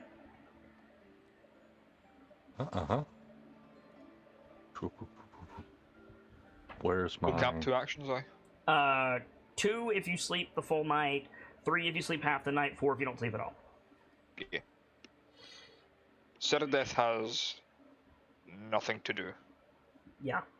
other than. That is up to Kian. Yeah. So, down the list. Animal care, you guys are good. Healing, you guys are good. Hunting and foraging, you're still with rations? Yep. I think so. Alright, pitch break camp. I mean, I would like to use my 2 for train because I'm 2 away from Ronnie. Then I can do mine. I can do it. Okay. So that's gonna take watch, that's fine.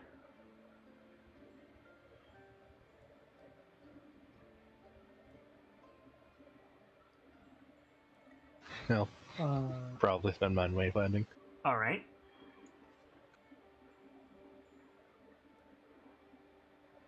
Cyrdat's gonna ward the camp against danger, that's a good call. Mm-hmm. You're gonna help with training?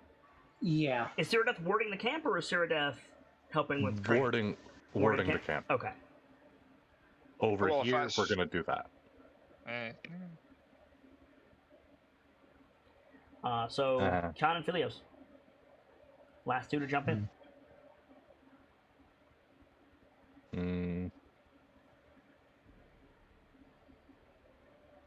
Death can't take 2 class actions, can they? Yeah. Can they do the class actions to do the same thing? No. Okay. 'Cause I was going to say, if they were able to, then I was going to say maybe it'd be better them doing the class action again, and I'll take watch. I don't understand. I don't understand the point of the first druid camp action, so I'm just gonna go put another point into training. What is the first druid campers? Let me bring it up. Oh god, I have to switch to bright mode Hang to on, read hang on. this. I got it. Hold on.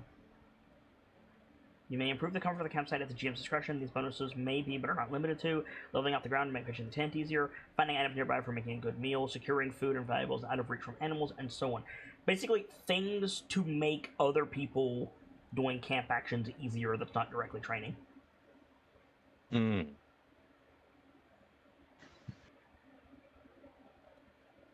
So it'd make it a lot easier for hunting and foraging. Correct. And for helping the doctor set up camp. Mm-hmm. You know what? I will do that. Okay. I think my last 3 are gonna go into training. Alright. So, Brick, that's going to be 5d4. Uh-huh. A perception check from Cyrdath and a survival check from Philios, please. Sorry. I don't need the assistance. I am completed. 4d4. I also don't need the assistance. 3d4. Okay. So, Philios, you will get a 4th pit to work with. Mathar, you're not getting anything. Brick, you're getting 2. And Dr. Lorelei, you're getting 1. Additional. Nice. I finished sharpshooter. Can I get a perception check from Cyrdath, please? Philios, that survival check will allow you to get advantage tomorrow, finding your way through the forest. You can also find what appears to be a path up the mountain. Cyrdath doesn't notice anything overnight. Camp is warded with Cyrdath's help. Sean improves, like, just the situation normally. So that's all sorted. Philios, what are you training? I think I'm gonna start a clock on tough. Tough. Okay, I believe I said tough was, help me out, Gamzee. 10. 10. So you would have 1 for interest, a 10 clock. You would get your 3 training pips plus 1 from Brick, so you would be at 5 of 10 out the gate. All right. Nice. Mathar. I am increasing my brawny, which I now have. Nice. Kian. So I'm getting Warcaster. Nice. Brick. I finished Sharpshooter. Nice. And Dr. Lorelei. I want to start a clock for something to increase my wisdom score. Okay. Could I recommend Perceptive? Or Observant? Does Observant give wisdom? I think it does. I believe it gives you the choice between intelligence and wisdom. Yeah, it's a choice between the two. There are several feats that increase your wisdom. Just find one you like. And when you decide that, you'll get 1 point for interest, 1 point for training, and 1 point from Brick. So, but you can just do that on your own time. It's fine. I've now got powerful build. Woohoo! We ready to move? Morning comes. Kian is for the first time since he has joined the group pulling out his hand axe because he can finally use that effectively. Well, more or less. So some interesting things. I'm just gonna check that this works. 1 second. Of course.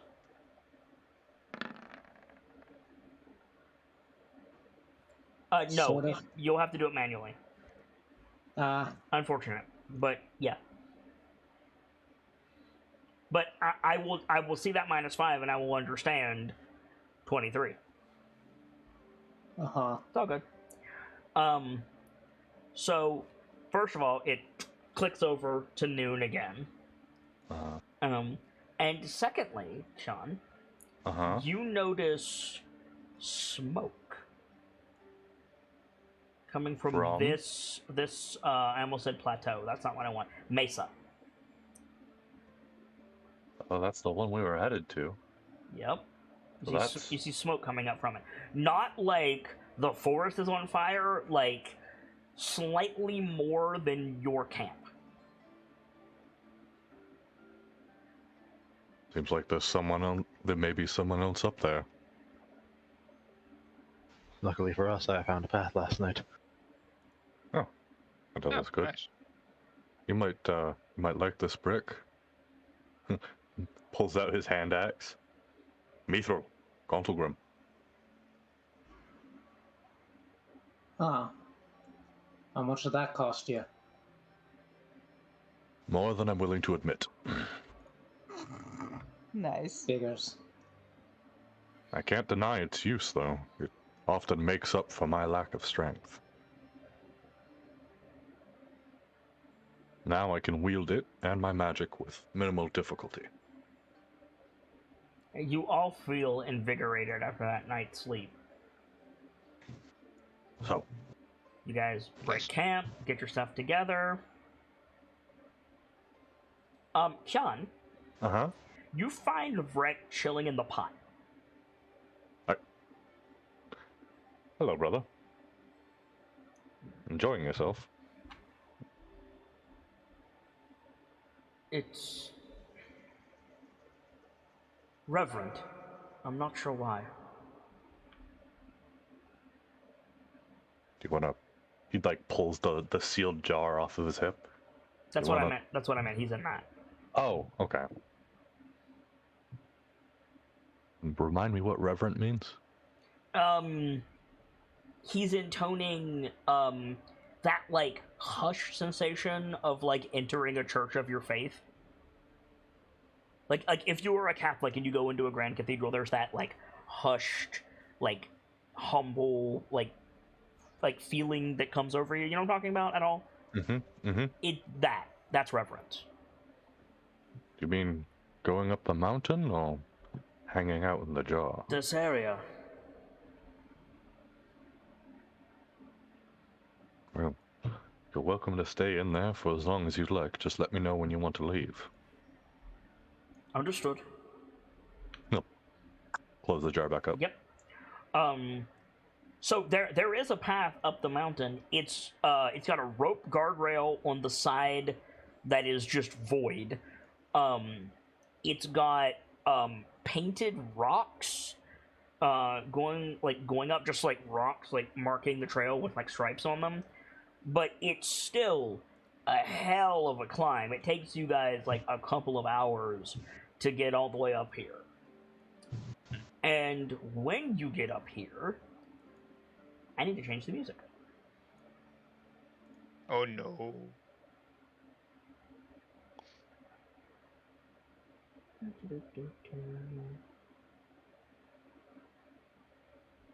Oh, do I not have?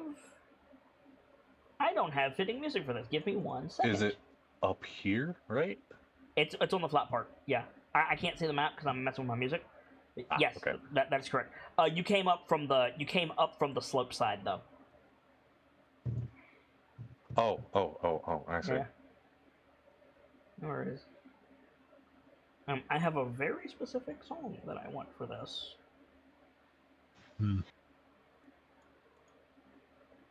That's not it. There we go. Thank you. Yes! Here we go. This will do nicely.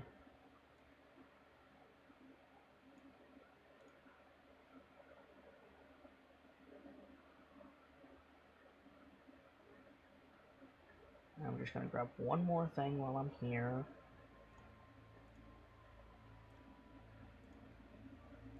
This is pretty. Thank you.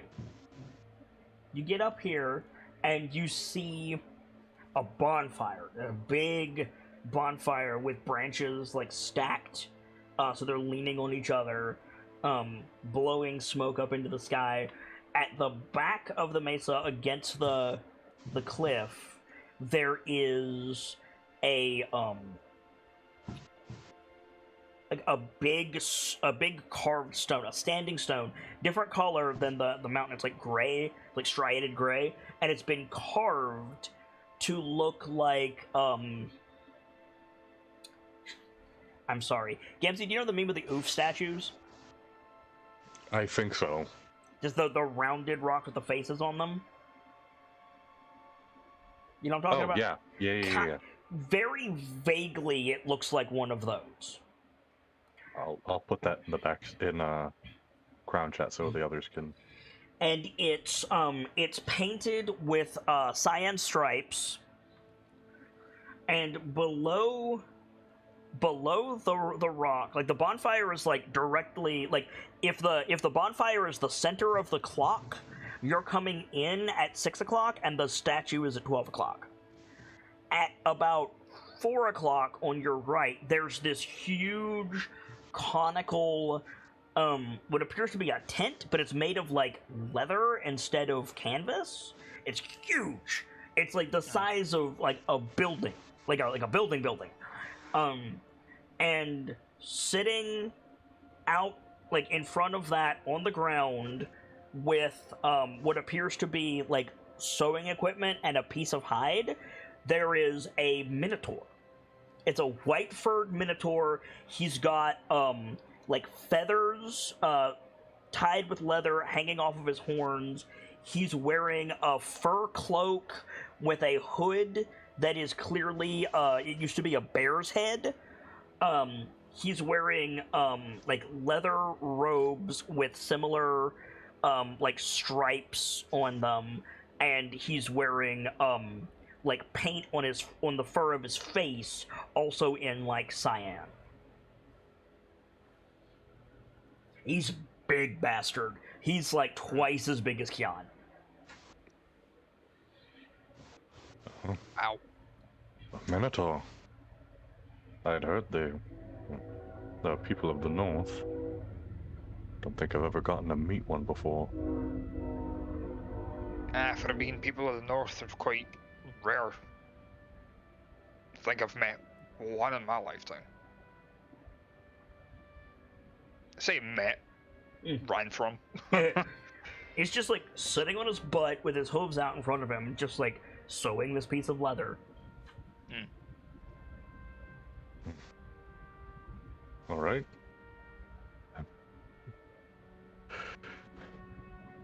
Hail, friend. He looks up at you. You see his nostrils flare as he takes a big inhale, dips his head, sets his stuff aside, stands all the way up, and when he stands up, he's not twice as big as Kyan. He's half again as tall as you thought that he was. He is a mountain. Oh man. This man's is like 15 feet tall. Like, he's huge. Categorically? No, categorically he's large, but he's he probably weighs a ton. Like, he's so big. Maybe half a ton. Still. He stands all the way up and then bows all the way down. Who?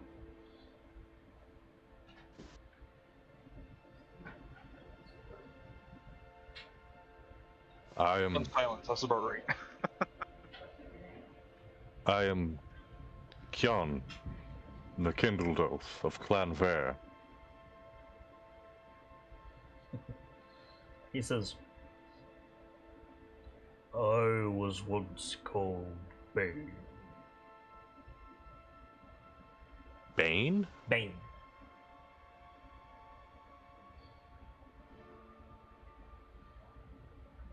Wonderful to meet you, friend. You're like, Don't mind. like taking the measure of your whole group, but he doesn't say anything. The doctor will kind of give a little wave. For those of you unfamiliar with minotaurs, they have a thumb and 3 fingers. They are like stockier than orcs. Like, their arms are bigger than orcs, and orcs' arms are bigger than humans. Very broad-chested. Their hips flare out and then reverse, and then they have the cow legs underneath. They also have a mouth full of sharp teeth. They are, in fact, omnivores. Yep.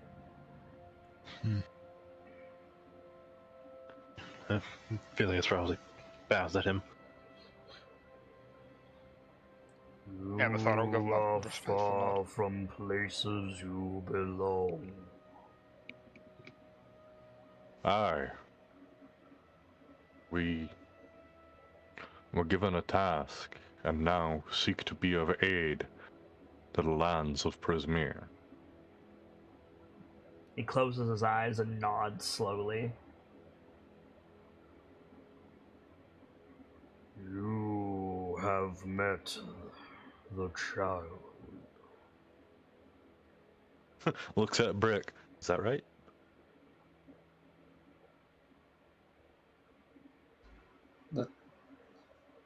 The child. Nods again, very slowly.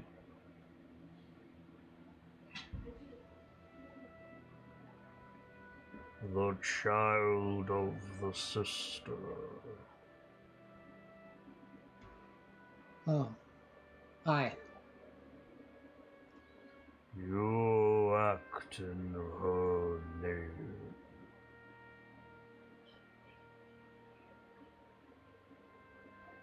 Nods again. Hey, weird question. Am I the only one that doesn't remember what we did with Kettlestein? Kettlestein was with you. Yeah, Chaos Team has been with us this entire time. Yeah, Kettlestein has Okay. been with you since the Tomb of Nameless Kings. Okay, Yeah. I could not remember if that was the case or if fucking... Yeah, you haven't addressed she's not her, and she's just been, like, keeping to herself. I completely forgot she was here. No worries. Fuck, I'm a dick. No worries. She's a small kenku, is to be expected. Yeah, right? she prefers to stay out of the way. She's a Fey warlock, for fuck's sake. Fair. It is good.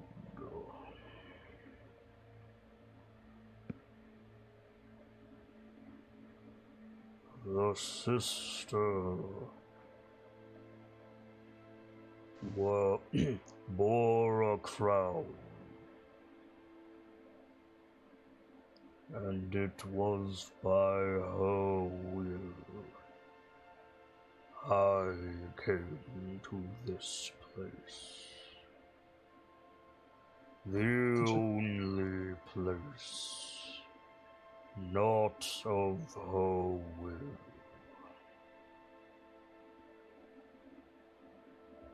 Not of her will? Not of her will. Huh.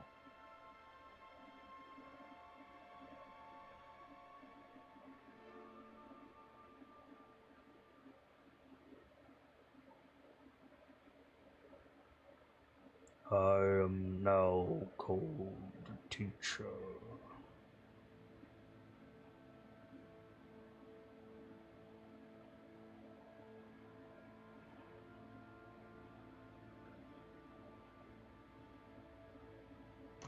I'm sorry, repeat that last part. I am now called teacher.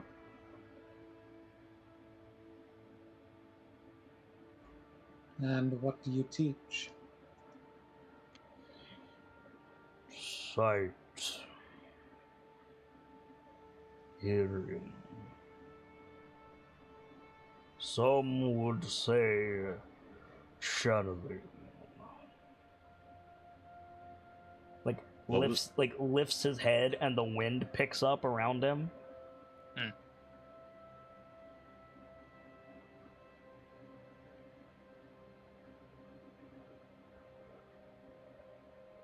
What is this guy's presence like? He's brighter than Vrek. The form you see is not his actual form.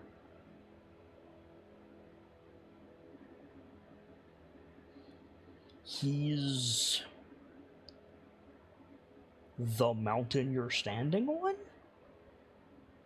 and also the sky, and also the floating island to your right.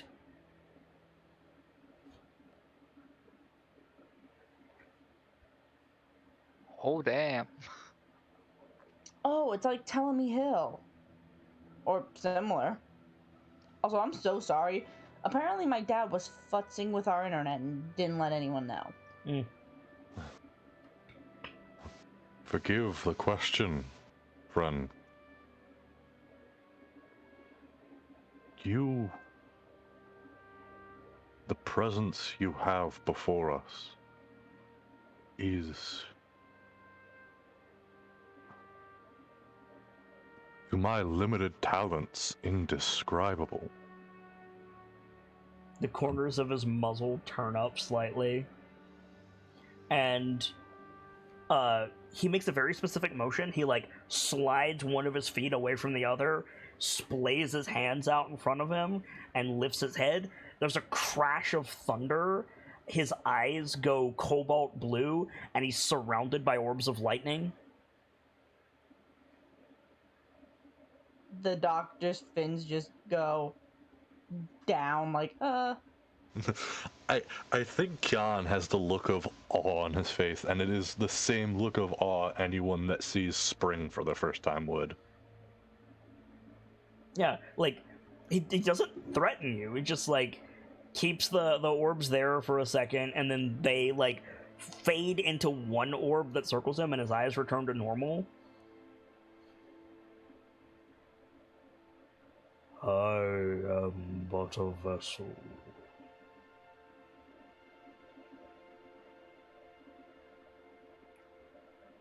A storm, earth, and fire.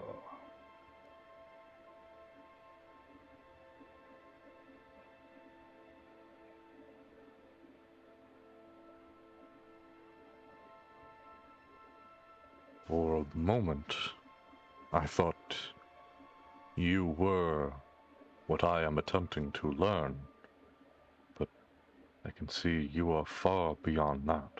He chuckles. And what do you seek to learn, Kindle? My brother. He taps the sealed jar. Mm-hmm. He is a piece of fire. He has come through generations of my kin, each handing a piece to him until he has come to me. And when he was taken from me, I was cold. I was weak.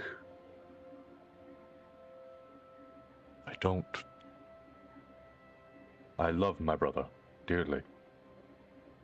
He is family in the most sincere and true way I know how to describe. And I wish not to rely on him in such a way as my very self being cold when he is gone. Bane nods slowly.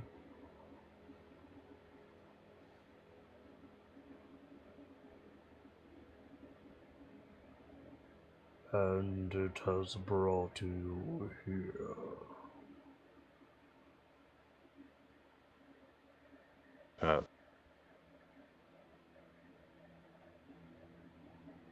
Saw the energy coming from the waters. He points up at the rivers coming down. It's not From up, the- it's sideways. Oh, yeah. Sorry. No worries. He points over at the rivers. Have you looked at the island since you've been up here? Not yet, I don't think. So you point, do you look? Oh, yeah. The big island has the same standing stones as the statue on this plateau. Except they're far bigger, they're painted in multiple colors, and they're not all, like, vaguely humanoid features. On the island, there is a lake as big or bigger than the one that you were trying to get to. It's cascading over the side. There's also a forest that seems to be perpetually on fire. So you see, like, not burned trees, but burning trees and fire licking the ground. There's a mountain with, like, huge boulders that tumble down but never get to the bottom. And in the center of it all, in the center of the standing stones, there's what appears to be a ring of thrones, like 8 or so thrones, and milling about these thrones are spirits, like spring. Yeah, Sukian, like, points and looks as he's pointing, and I think his hand just drops. He just stares for a moment. And I think that's the last shot of our episode.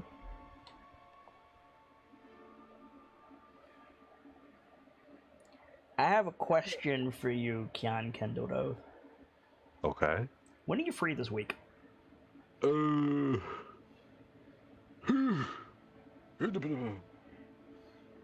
me like 10 seconds. I have my schedule on my phone. Okay.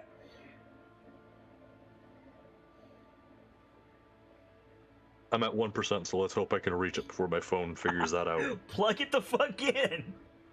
I don't have a cord. I have a wireless charger for it. Oh god, okay. I hate wireless chargers so much. I have tomorrow. Perfect. Could I interest you in an extra? Yes. Any of the rest of the Jungle Beasts, you are welcome to join us, but I would like to get Kian his shaman levels, and I don't want to take an entire episode of Crown to do it. That's fair. Alrighty. So could I interest you in an extra, Kian? Oh, yeah. Cool. So we'll have this up on the YouTube soon. Crown of Phase extra totemic call. I like that. Let's do some shoutouts. Vader. Yeah, dude. Hello. Excuse me. Oh, good. Something in my throat there.